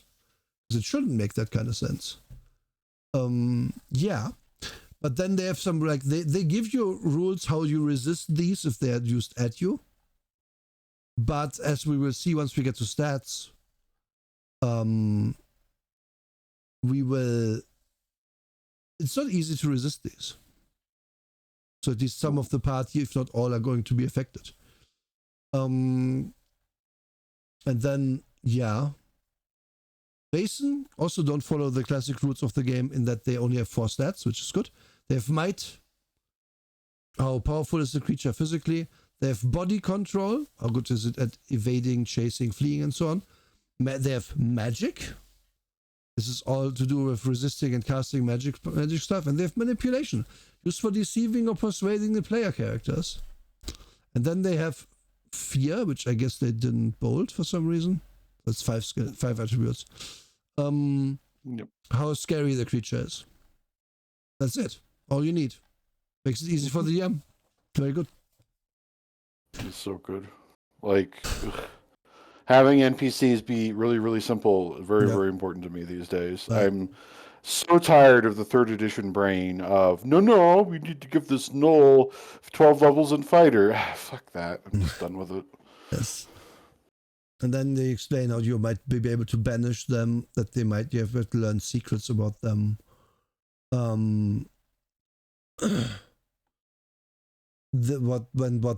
What powers they might have. And then we, I think, here. Items of power. Fairy Cross, +2 defense against Trollcraft. Silver bullets can kill certain Vaesen, deal 1 less damage. Ammunition made of silver. Bible. It's inspiration to your attribute test when performing a fear test. Holy water. Uses inspiration against magic to temporarily drive off undead. Trollcross, +2 to resist curses. Scythe, +2 to resist curses from mares, specifically, and Trollcross specifically. Elf Mill, +2 to resist Trollcraft from fairies when near the Elf Mill. Magic items, seaweed bladder, breathe underwater. Like stuff like this, I'm not going to read them all out. Can turn into snakes sometimes. Specific stuff, examples again of what might help you. Like if we know we are going up against a troll, we might make a troll cross. Or we might acquire one somehow. Oh yeah, like this is all encouraging more and more roleplay as we go here, because oh no, we need to defeat this troll, but they have very powerful magic. We need to go get a troll cross. So now we need to go talk to the old lady that lives in the woods who may or may not be a witch, but we don't know. And then you have that opportunity to have them turn out to not be a witch, but they do know the witch. Yep. Then we get to the creatures. We are looking first at the tree wife. Ash tree wife specifically. And this one has pretty average stats for Vaesen, which are 8, 10, 10, 8, 1. 1 is fear. Vaesen are scary. They're powerful. They're stronger than you usually. Magical powers, enchant, curse. The vegetation in the area around the ash reflects the mood of the ash tree wife. Can control vegetation and use branches to attack or enclose people. Can use a fast action to move instantly between trees whose branches connect with the ash. It's an extra action that can be used for attacking with branches. Can open underground passages in the tree's root system for hiding or trapping people who fall in. And then they give you conditions for the creature. Like what you can tick. If you tick one off, that thing is kind of true. You don't go in order necessarily. You don't have to, but you can. They're sort of sorted in order a little bit. But if the player does something serious, you might start with like a different one than if the player just ticks off her a little bit. They do not generally distinguish between the physical and the mental, because these creatures are basically just work differently. So if you wound them mentally, they are still going to be just as wounded as if you punched them, basically. But that you should try that. Anyway, they have like this is all of the stats for the tree wife. And then ritual. The only way to kill a tree wife is to cut down or burn the ash. Yep. This is easy in this case. And then examples of conflicts. They give you at least 3. I'm not going to read those out, but this like, oh yeah, there's a bunch of women who are killing like men in a village. It's a problem. Secret. Before the ash is killed, 7 iron nails must be hammered into his roots. Otherwise, the ash tree wife might leave the tree and find another ash to occupy. She's then like to seek revenge on those who try to steal her. This is, you know, so good. If the players don't read these pages, then this is a good way to get them with a recurring villain, basically. And that's kind of the only issue I have, because I would have to like read these or get this information somehow, because I don't know. In the case of the ash tree wife, I might be able to infer that cutting the tree might be good, but not all of these are very straightforward. Like Brookhorse, 9, 12, 8, 10. No fear though. I would be afraid. Yeah. Like, I don't know, but... Spoopy horse. Spoopy horse, yeah. But sure, the Brookhorse can be banished by riding it across plowed ground in the form of a circular sun cross, or leading it into a stable where 6 Christian symbols have been carved, 1 on each wall, 1 on the floor, and 1 on the ceiling. Stuff like this, right? It's cool. It's just cool, but it's also something you have to just know. But at the same time, you could also come up with your own creatures, of course. Oh, very easily. Yeah. Like, there's so many guide rails for this, to the point where if you're not inventing your own creatures, then you didn't read the book. Well, I'll give your own like spin to creatures as well. Yes. Like this is perfect if you want to do like a Cheshire cat that like helps the party instead of is against them. True. Fairies, kind of the like, even like the little tiny fairies here are 4, 8, 9, 7. Like, they're still forces to be reckoned with. You don't want to fuck with fairies mentally, and you probably can't catch them physically. Ghosts only have magic and manipulation. You can't really fuck with ghosts physically because they don't have bodies. They tend to be very lonely too because they ain't got no body. True. Giant. Might 15. Body control 6. Magic 5. Manipulation 5. This is just a big dude who's going to fuck you up. Like, what's the ritual? Giants flee at the sound of church bells, although they may try to raise the church by throwing boulders at it. The person who manages to raise a cross or sprinkle holy water near giant's dwelling can drive it into the wilderness. Some giants turn to stone if a human calls them by their true name. I love this stuff. Yeah. Some giants. Imagine like spending 2 hours to learn the true name of a giant and it doesn't fucking work. And instead it's just, I'll have some pie, you know? Lindworms, nice. Also like that it only works if there's Christian believers, if the believer rings it. But I have a priest. A lindworm, you know, it's a dragon. It's a dragon without wings and short arms, and it's basically a big snake with arms. It's a trogdor. Yes, it is. Lindworms are not harmed by fire, but can be killed by tricking them into slithering through 3 different fires. The 3rd fire turns the lindworm into ash. How? It's not that dumb, is it? No, it's not. I wouldn't. How? Sounds like a shit time. The lindworm is one you can probably also fight because it is like a big creature. And sometimes you can fight them.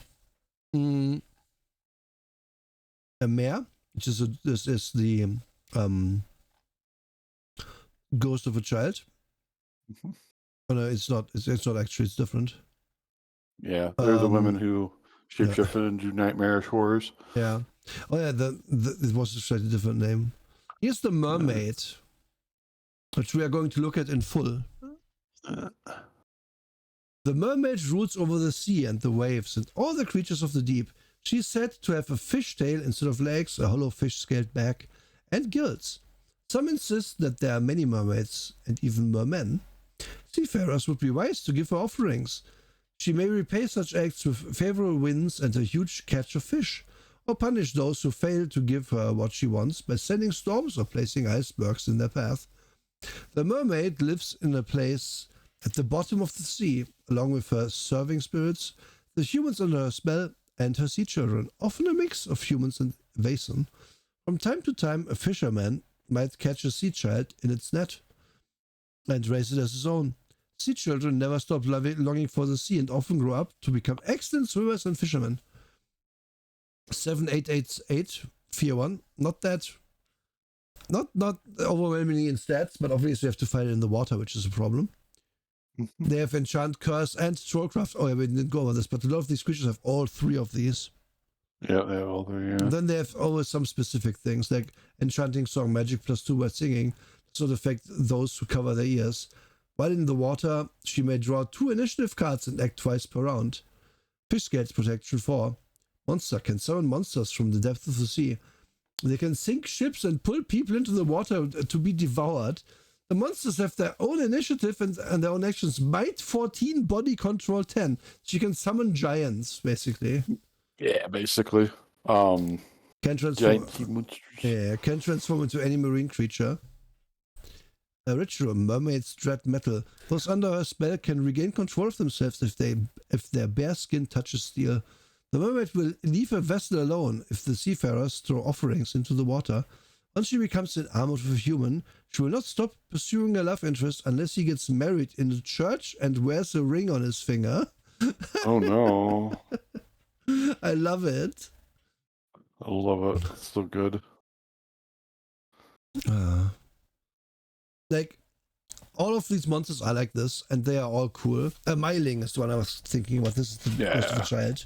Murdered by its mother, often because it was born out of wedlock or because there was no social safety net for those too poor to care for their child.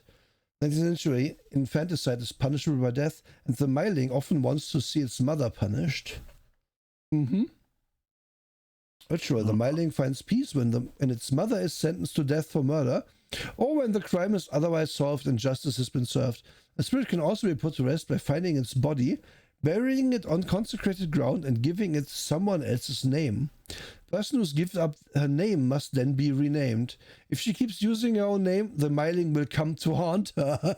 That's nice. so cool. That's so good. It's a good way to get your new name if you wanted one. Oh, secret. When burying the Myling's remains, the body must be wrapped in pieces of cloth with drops of human breast milk. Okay. A neck. Just basically a fun-loving guy. Yep. Who plays the fiddle. Kind of like a satyr of the north. And so on and so forth. Like, I don't want to go over all of these in too much detail because this is kind of where the coolest stuff of this is. But just look at the art, like, as it scrolls by. It's really good. Oh, that sea serpent was gorgeous. Yeah. Little troll guy. A Vetier. Look at him. And you might think, oh, this guy can't be that difficult. Well, 5787 is still very good. It's still better than a player character. But only has enchant and curse, so who's to worry? You know? Like, this guy can beat your player character at arm wrestling. I love that so much. I love this little guy and his frog pet. Yep. Of course, they throw in a werewolf too. Oh, they have to. That's a big one in the north. And this is one of those we can actually probably kill. Like this is the They have a couple in here that are obviously intended to be killed, and this is one of them. Yeah.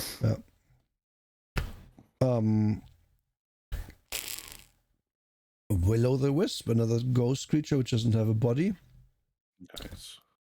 Only way to bring peace to Will-o'-the-wisp is to return the land to its rightful owner. Oh no, we have to fight capitalism. Mm-hmm. A woodwife is a more nice ash wife. Mm-hmm. But if you scroll down just a little bit, hooves. Yep, hooves. Mm-hmm. They're more like the animal spirit sort of woodwife because they're all about animals and hunting.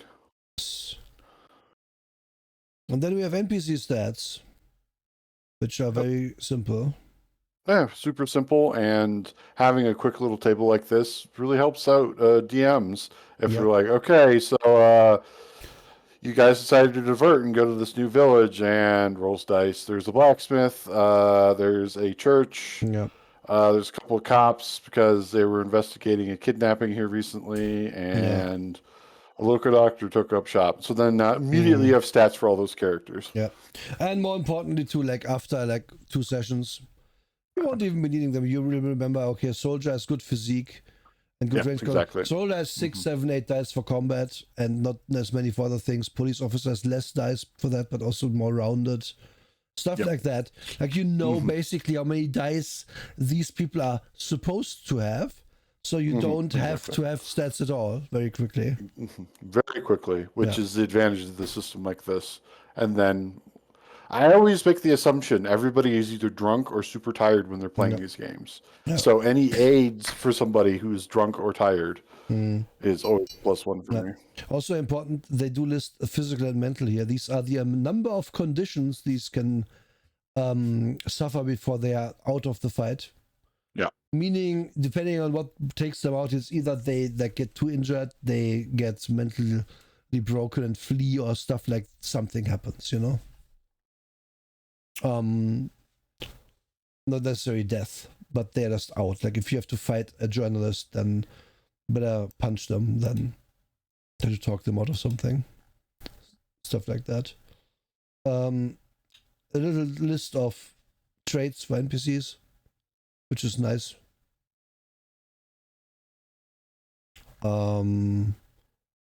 Here's some animal stats. Why are these here? Well, we need them for the wilderness. Because a number of those Vaesen have some ability to tell animals, hey, go fuck up that guy. So having this handy is very important. Yep. I think they're slightly understated. Because a player can have 8 might, like a bear. But then you have specialized, it's kind of fine. So you might have a gun or something. Like also there might just be more than one bear, then who cares? Like, not really a problem, just saying. Creating a Vaesen, and here's here's rules as well, how to create them. Vaesen around the world, they give you different like creatures that are Vaesen. I like that a lot, actually. Yep. Just a few like little examples here. And is there more? Oh yeah, then it explains how to the DM how you should structure your mystery campaign so it actually works. I'm not gonna get into that like super hard. I just say it works pretty good from what they give you. Yeah, it works really good. It's a good DM resource. If you need to know how to run this game, they will tell you.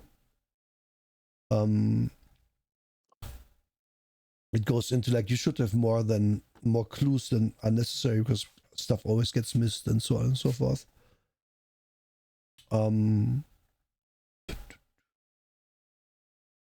Yeah, I believe.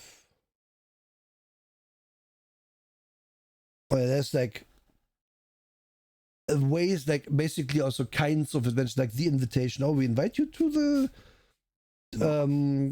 the Society of Etiquette's banquet. Stuff like that. And then locations you might put it on. So it should, of course, all of this is very much hot air balloon, I love that. Oh, means of transportation. So this was where we're meeting. Never mind. No, there's a lot here. They use the book's like space pretty well, and then they have like these little place things where you might like walk around, but if you hit a specific room or place, there might be a confrontation. It's not really like super like this is example stuff. This is like all DM help, and it's quite good for what it is. Can roll your Vaesen randomly, which I think that's the weird one because you should probably have more of an idea what it is. It's a little weird. I guess this is like you can re-roll on this until it makes sense. And then we love this guy. That guy is amazing. Yeah. It's like it just makes me think of Northgard for a second. Yes. Kingdom of the Stoat. Yes, true. Also talks about like again that it should be like it should feel like a fairy tale. It shouldn't be overwhelmingly only scary. It should be whimsical in a way. Oh yeah, it should be whimsical. With a dark blend to it. And then we actually get an example adventure about witches. And that's, I think, the last bit of the adventure.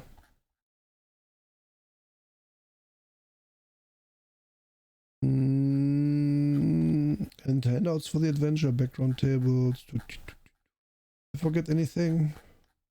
No, I don't think you did, because there's just, like I said, so much of this, they provide, hey, here's something you can look at. Yeah. Hey, here's life events you can include, etc. Yeah. And here's your character sheet. Lots of room for assets. Yeah, assets, context, everything. Which, that shows you immediately, oh, this is truly a role-playing game. And your clickable index fits on one page, which I think there could have probably been more in here, but it's fine. Probably could have, yeah. This game ultimately doesn't have that many game terms that it needs to put in, so maybe it's fine. Considering I cannot do Second Life because I would get banned.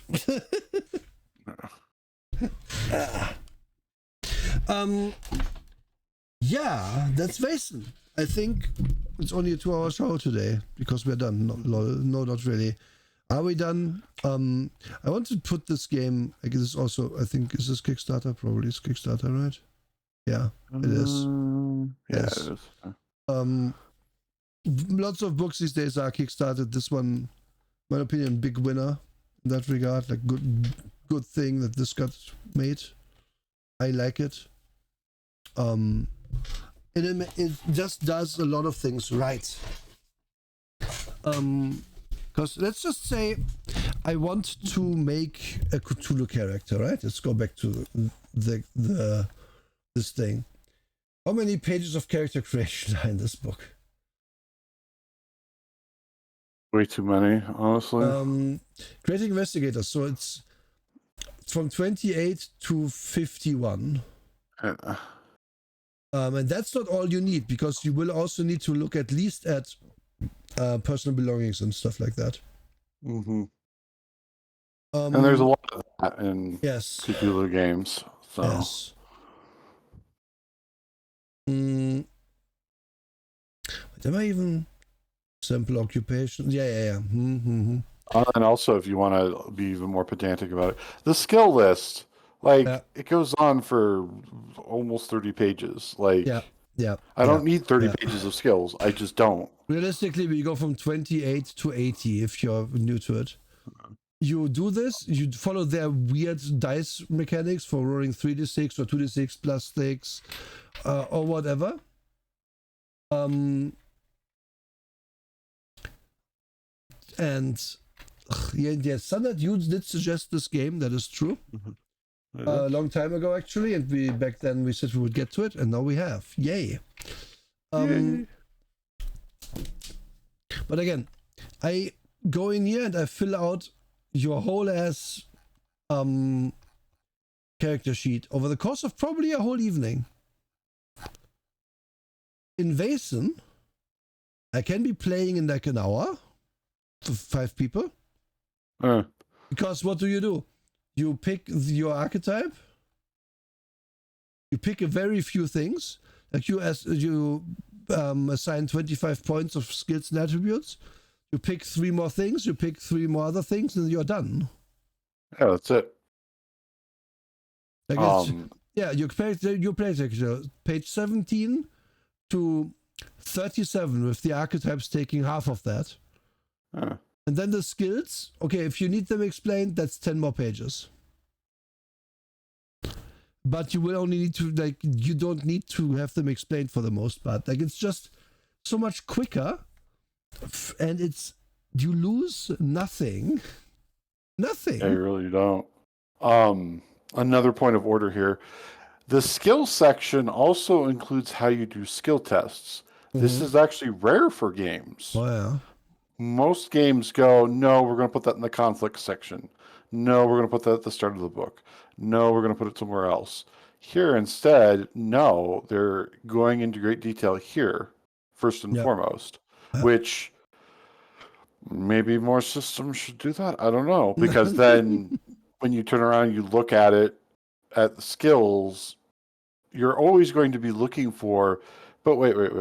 If I have enough dice in ranged combat and I get a bonus success, what does that mean? And then you look at ranged combat, and then you can scroll back up and go, well, there's this other section in the same chapter also says something about additional successes.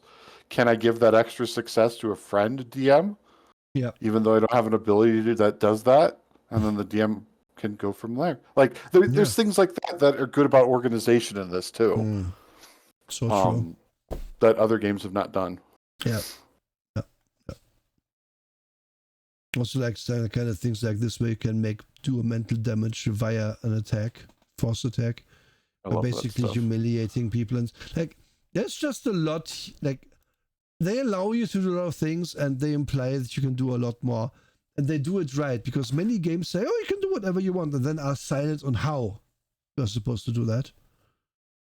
In this, they give you enough examples twice over, I would say, for the DM to be able to be like, okay, if that works for that, then it should work for this too.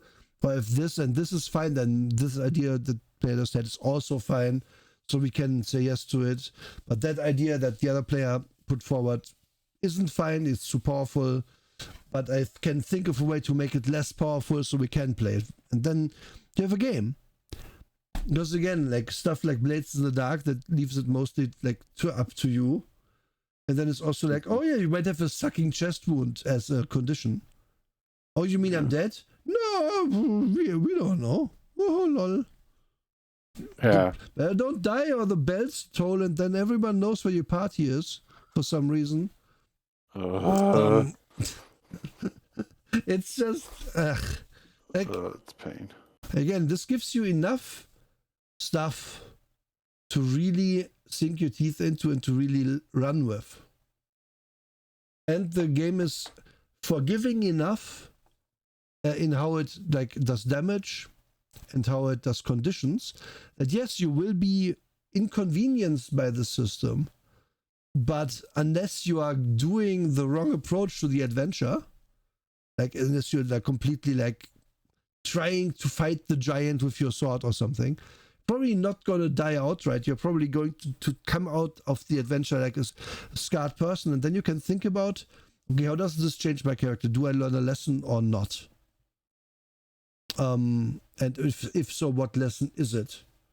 And that is what this game wants, and it succeeds super hard in that. Yeah, it does. So super hard. Yeah.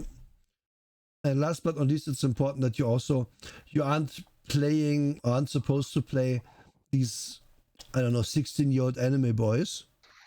Like these people are all like kind of grizzled characters. They're like,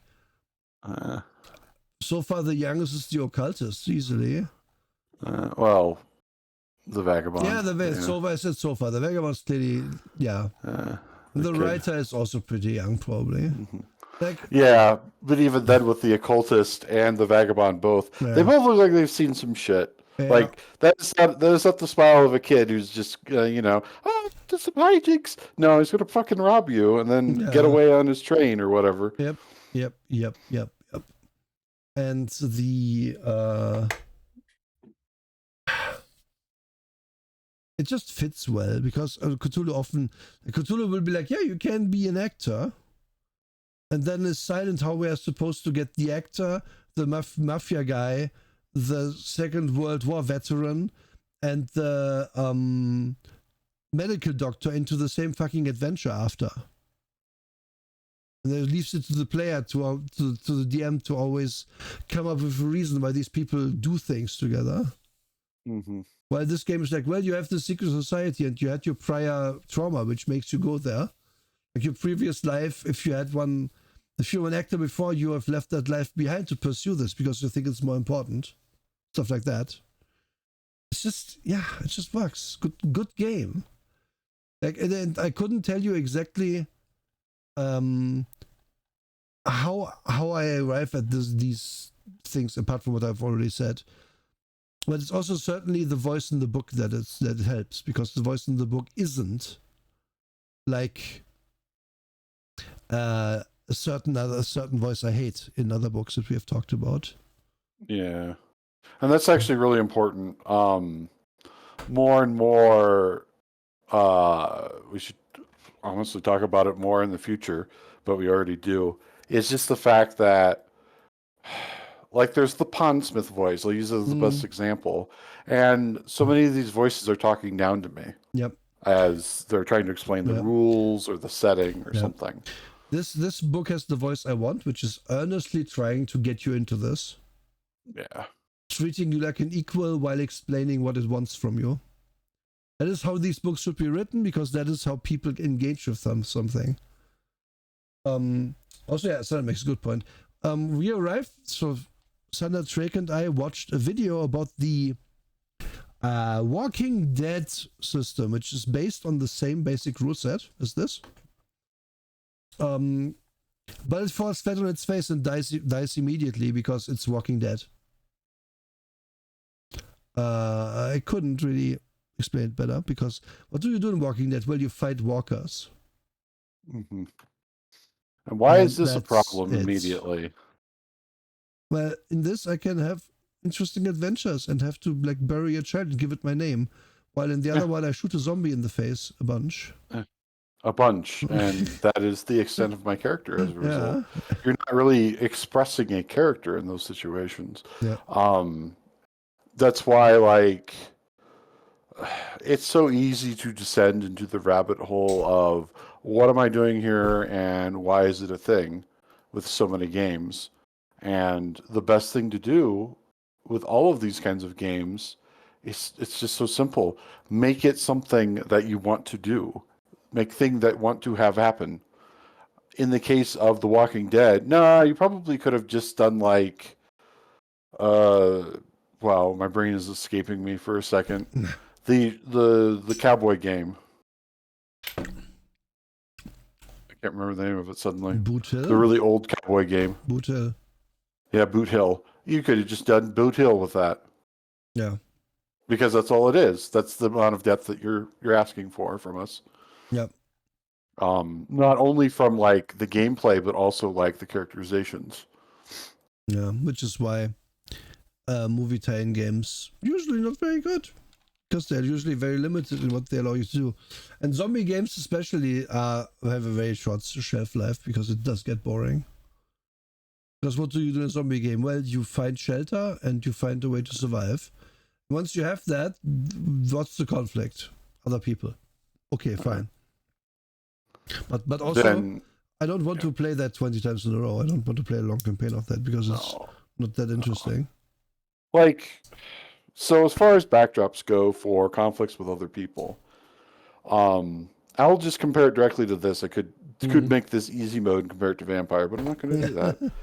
Vaesen, think of all the conflicts you could have with people in this immediately from the jump.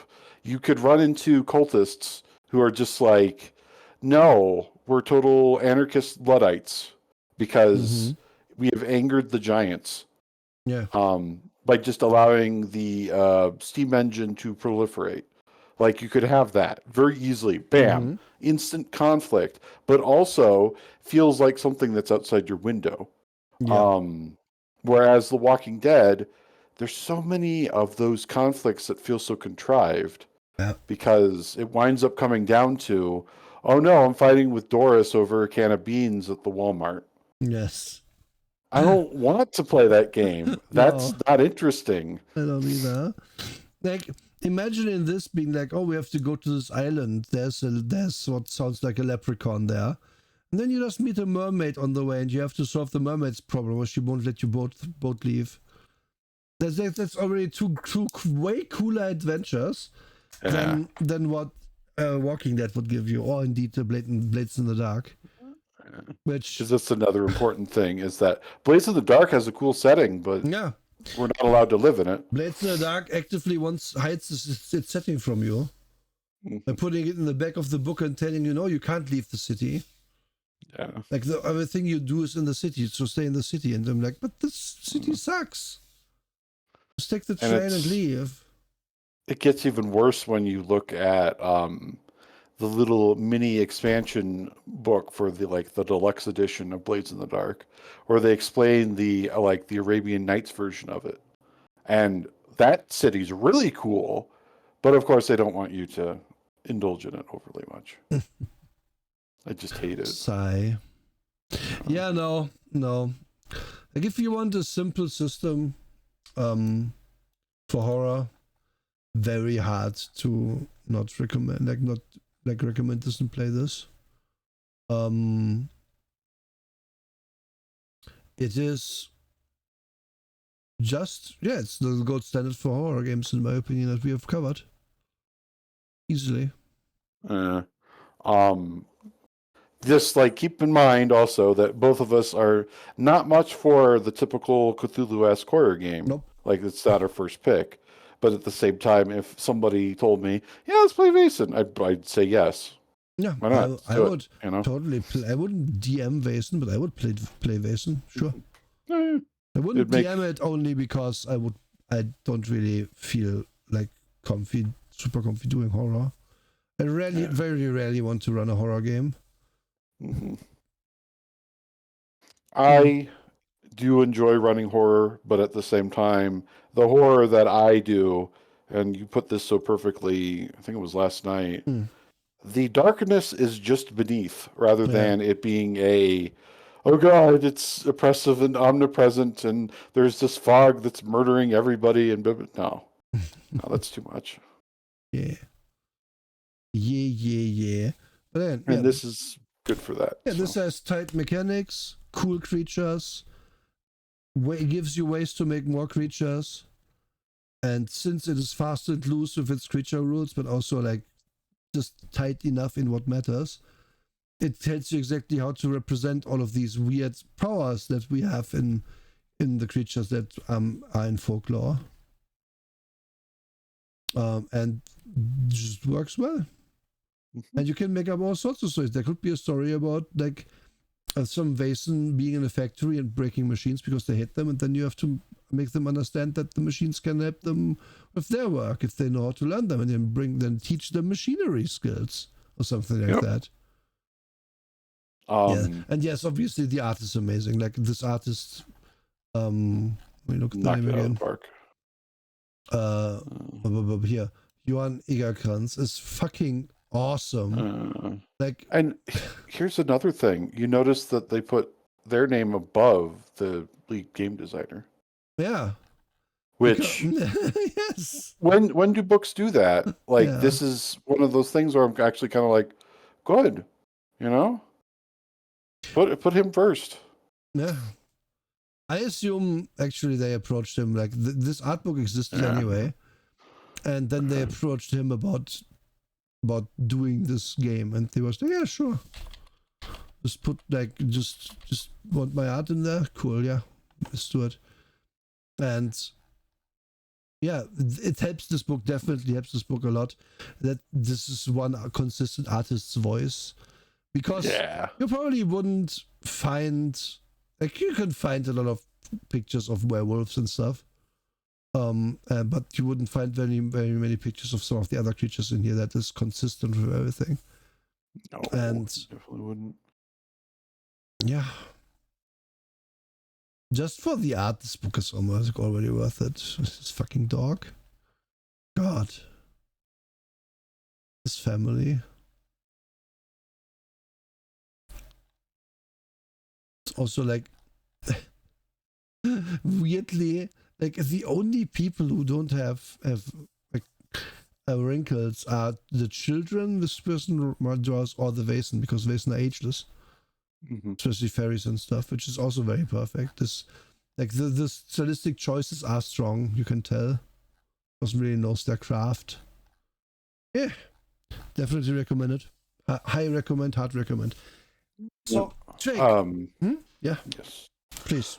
Before we go to favorite and least favorite, this is based on the Year Zero engine. There are a number of other Year Zero engine games out there. Some of them are good, some of them are bad. Another one is the Blade Runner game. Another one of them is the Aliens TTRPG that we reviewed. There's quite a few of them now. It all goes back to Mutant Year Zero, which was the first one. There is an SRD for it, a system reference document, and it does have an open gaming license, so anybody can publish their own work using the Year Zero engine. Yes. That is important to state. And it also shows that even if you're using the same system, which is tried and tested, because a lot of people use it, right?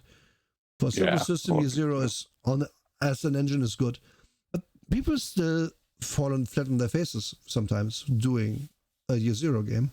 Like the Alien game we looked at, yeah, that had good production value and had cool pictures and everything, but also didn't have any information about how to fucking run it. Yeah, Past the single adventure, that is. Like it told you over and over, you can do campaign, but then it doesn't tell you, dude, in these movies, everybody dies. Except for one person. How are we running campaign? How is this? How are we doing it?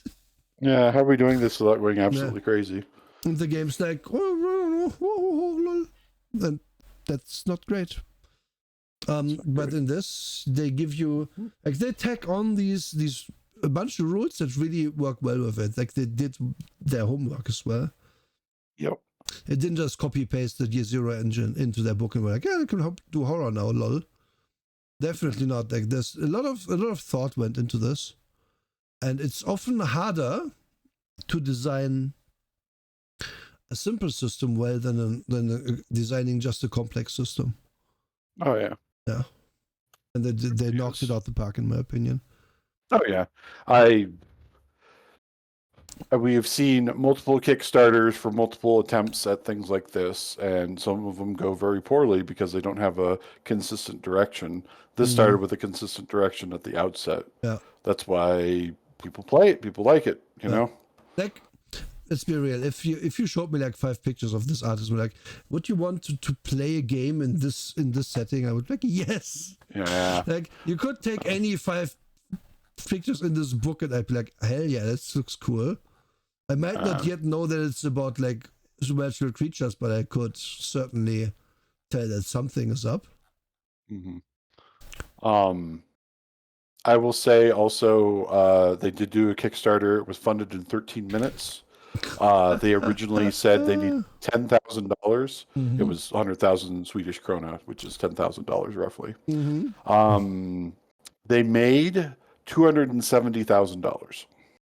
Yeah. When they asked for 10,000, like that's how hard people went for this. That's the pull of having a good artist in there, honestly. And yeah, having a good pitch, because the elevator pitch of fight supernatural creatures as an investigator. In Sweden, this kind of works.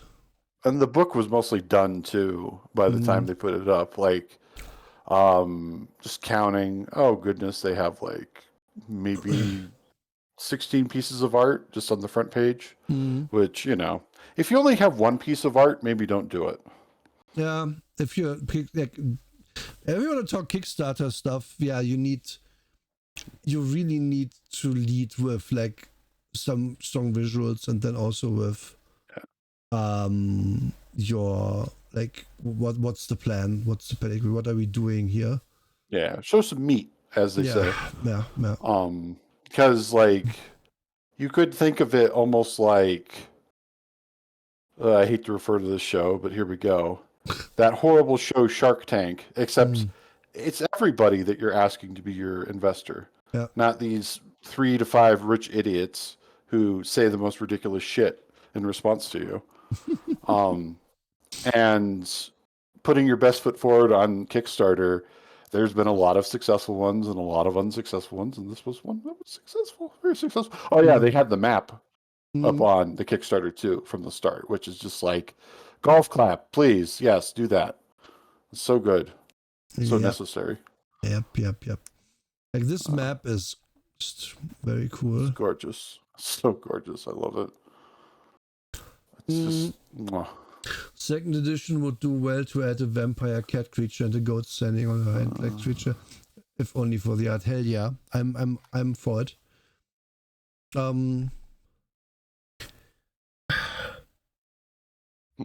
Yeah. Also, does the Scandinavia looks cool because of the glacial erosion.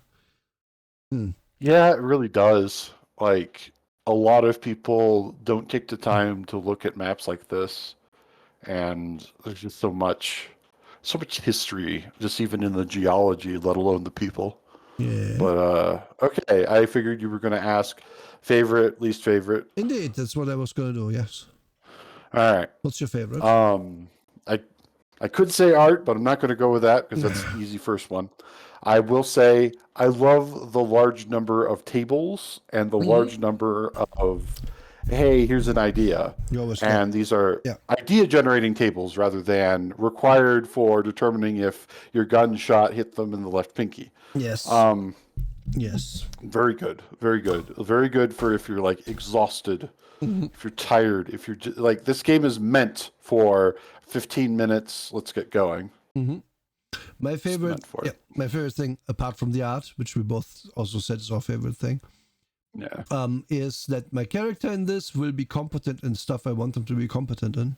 Oh, Because I'm sorry, that is important. Again, with Blades in the Dark just doesn't do it, and Blades in the Dark falls flat. And Blades in the Dark had a pool of 8 to 10 dice for stuff that I'm good at. I probably liked the game. It like would have still been like, okay, the like 4s and 5s being like this marginal success thing, which is really weirdly defined, isn't great because I don't know what to do. But it's gonna be rare enough for stuff I'm good at that I don't really care that much. But since it didn't do that, since it was like, you rolled 4, maybe 5 dice, if that. Also, you have a condition already of 4 dice actually, or 3. It sucks. This does it right in that I can, for sure, my character that is a musclehead, like a big beefy man who can maybe wrestle the werewolf, will really struggle to mentally overcome the mermaid song. And I probably have to roleplay them being enthralled and stuff a bunch in that case, with mental things. But that's okay. That's what we are here for. That's kind of the thing we are entering into as a contract with our characters as we play this, that these things are going to happen. So I don't mind the weakness, but I need the strength, and it does give me that. I could be a very, very smart person in this, or a very, very empathetic person. I like the idea of playing Father Brown in this, for example. Yes. Oh my goodness. Yes. Oh, that's a great. Oh, okay. So that would okay. You just gave me a total epiphany. Okay. What if, and this would be like a short running series. This wouldn't be like, oh god, long campaign. Yeah. Everybody has to pick a famous detective that can't be Sherlock Holmes. Yes. And make a character sort of like them. It's just like Father Brown, but drawn badly or whatever. Maybe they're none. I don't know, beige. I don't know. And everybody creates a character like that, and then they're thrown into Sweden, and they have to deal with whatever sort of investigative horror thing. I mean, I would play in that, sure. Yeah. Like, It would be kind of just a gimmick for fun, yeah. rather than yes, I want you to give me 20 pages of your character Father Brown in Victorian age. Yeah. That'd be silly. Like, sure. Okay. Yeah. Do you have a least favorite thing, and if so, what is it? So this is a problem I have with many Year Zero products. Mm-hmm. We could have a few more archetypes. True. Seeing how it's just like a one-page thing. Yeah, we could just have a few Yeah, more. sure. Thank you for the raid. Yeah, sure. No, wait. And Kara as well. Oh, hello. Hello. Are you doing Baldur's Gate? Baldur's Gate? Baldur's Gate. You know, we are talking about Vaesen, which is a horror RPG. It's good. It's really good. Like, just look at the... I'm gonna go to your art real quick because it's the most thing you can show off the best. It's all based on one artist's vision of like Nordic creatures. And it's really just like, oof cool. And I love it.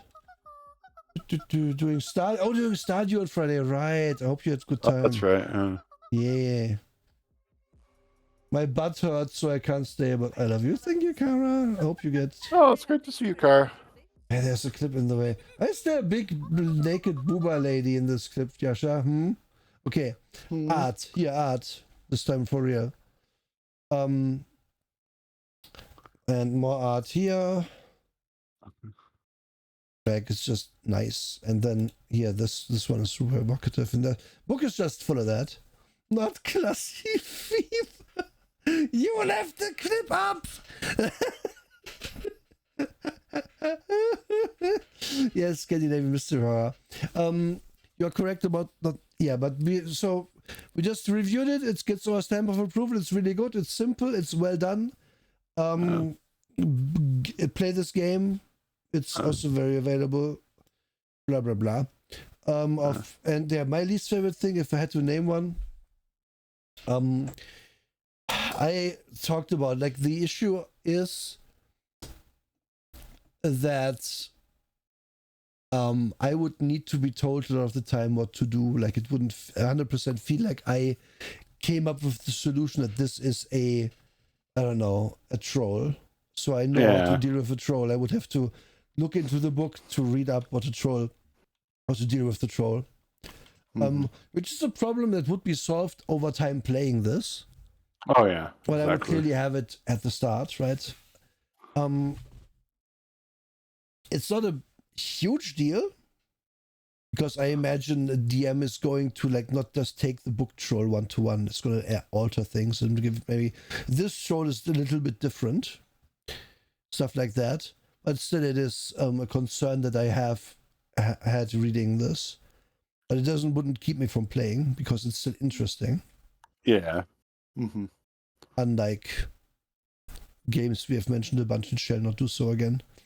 Yeah, and some games I don't feel like mentioning at all. Yes. Okay. I think that's the review, isn't it? Yep. Okay. I forget. We were supposed to do another review of a modern thing. So how it works is we started us off with a re-review. Re-review, yep. Then we do 2 new reviews, and then we do another re-review. So next review is mine, basically. Yep, exactly.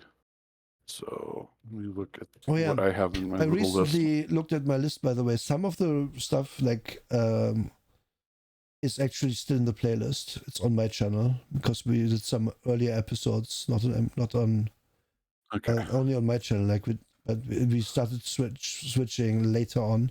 I think our first game that isn't on the channel anymore due to falling outs with elves is the Star Wars review. Okay. Like when I could find out for sure, but whatever. What's your pick for next week or for next in 2 weeks time, rather? Which would be on the 9th probably because we would still be doing Shadowrun on Saturdays. Yeah. Yep. let's see here. All right, I think it's really time for us to go back in time and look at maybe the first, like, I guess you could call it hardcore, um, post-apocalyptic tabletop role-playing games. And it will be a bit of a slog at parts because you'll be flashing back to what was that called? Phoenix Arms? Phoenix Command. Phoenix Command, yes. You'll be flashing back to that occasionally. Twilight 2000, the first edition. Twilight, what is that? Are we just looking at oh Yep, oh oh, that looks weird. I know. Looks very weird. Oh, yeah, in Krakow. Basically, the designers were really big on military sim stuff, but they also wanted to have like a reason for all the characters to do military sim stuff.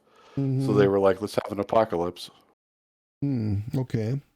Yep. There have been four editions of it. Never heard of this, but okay, I'll take it. Yep. I'll probably hate this. Oh yeah. It's definitely in the poo-poo pile, if I may. But at the same time, it's a piece of history. Yeah. I like history pieces. I would probably be less harsh on the first edition. That would be the fourth, depending. There are funny things that you will learn very quickly about it, including margins and consistent columns, and they do all the things. I just want to point out, like, for people who are curious about what I think about this picture here. This picture is the perfect example of someone who really likes to draw everything but humans. Exactly. You nailed it. That's why I picked it in part. Because it's the perfect example of this crap. Like, these people, they all have the same, the two women have the same face. Yeah, and they're all like just a bit sleepy-eyed in the exact same way. Yeah, it's like, amazing. Yep. Like, you can't call it bad, but something's wrong. Something's wrong. Yeah, that's something's wrong, and it's not good. Okay, so that's on the 9th, folks, on Drake's channel. We're gonna do that then. I'm gonna have to read that in between now and then. Oh my god! How big is this? How thick is this book? It's not really that thick. It is a box set that got scanned. So it's like what 103, and most of that is like reference charts. So it's not a big deal. Okay. That's okay. Yeah. It's got plenty for us to nitpick though. So I believe it. Yep. I believe it immediately. Yeah. Okay. That's gonna be something. Yeah.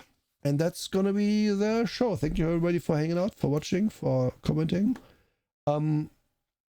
Do we have a raid target? I wonder. Raid target. Raid target.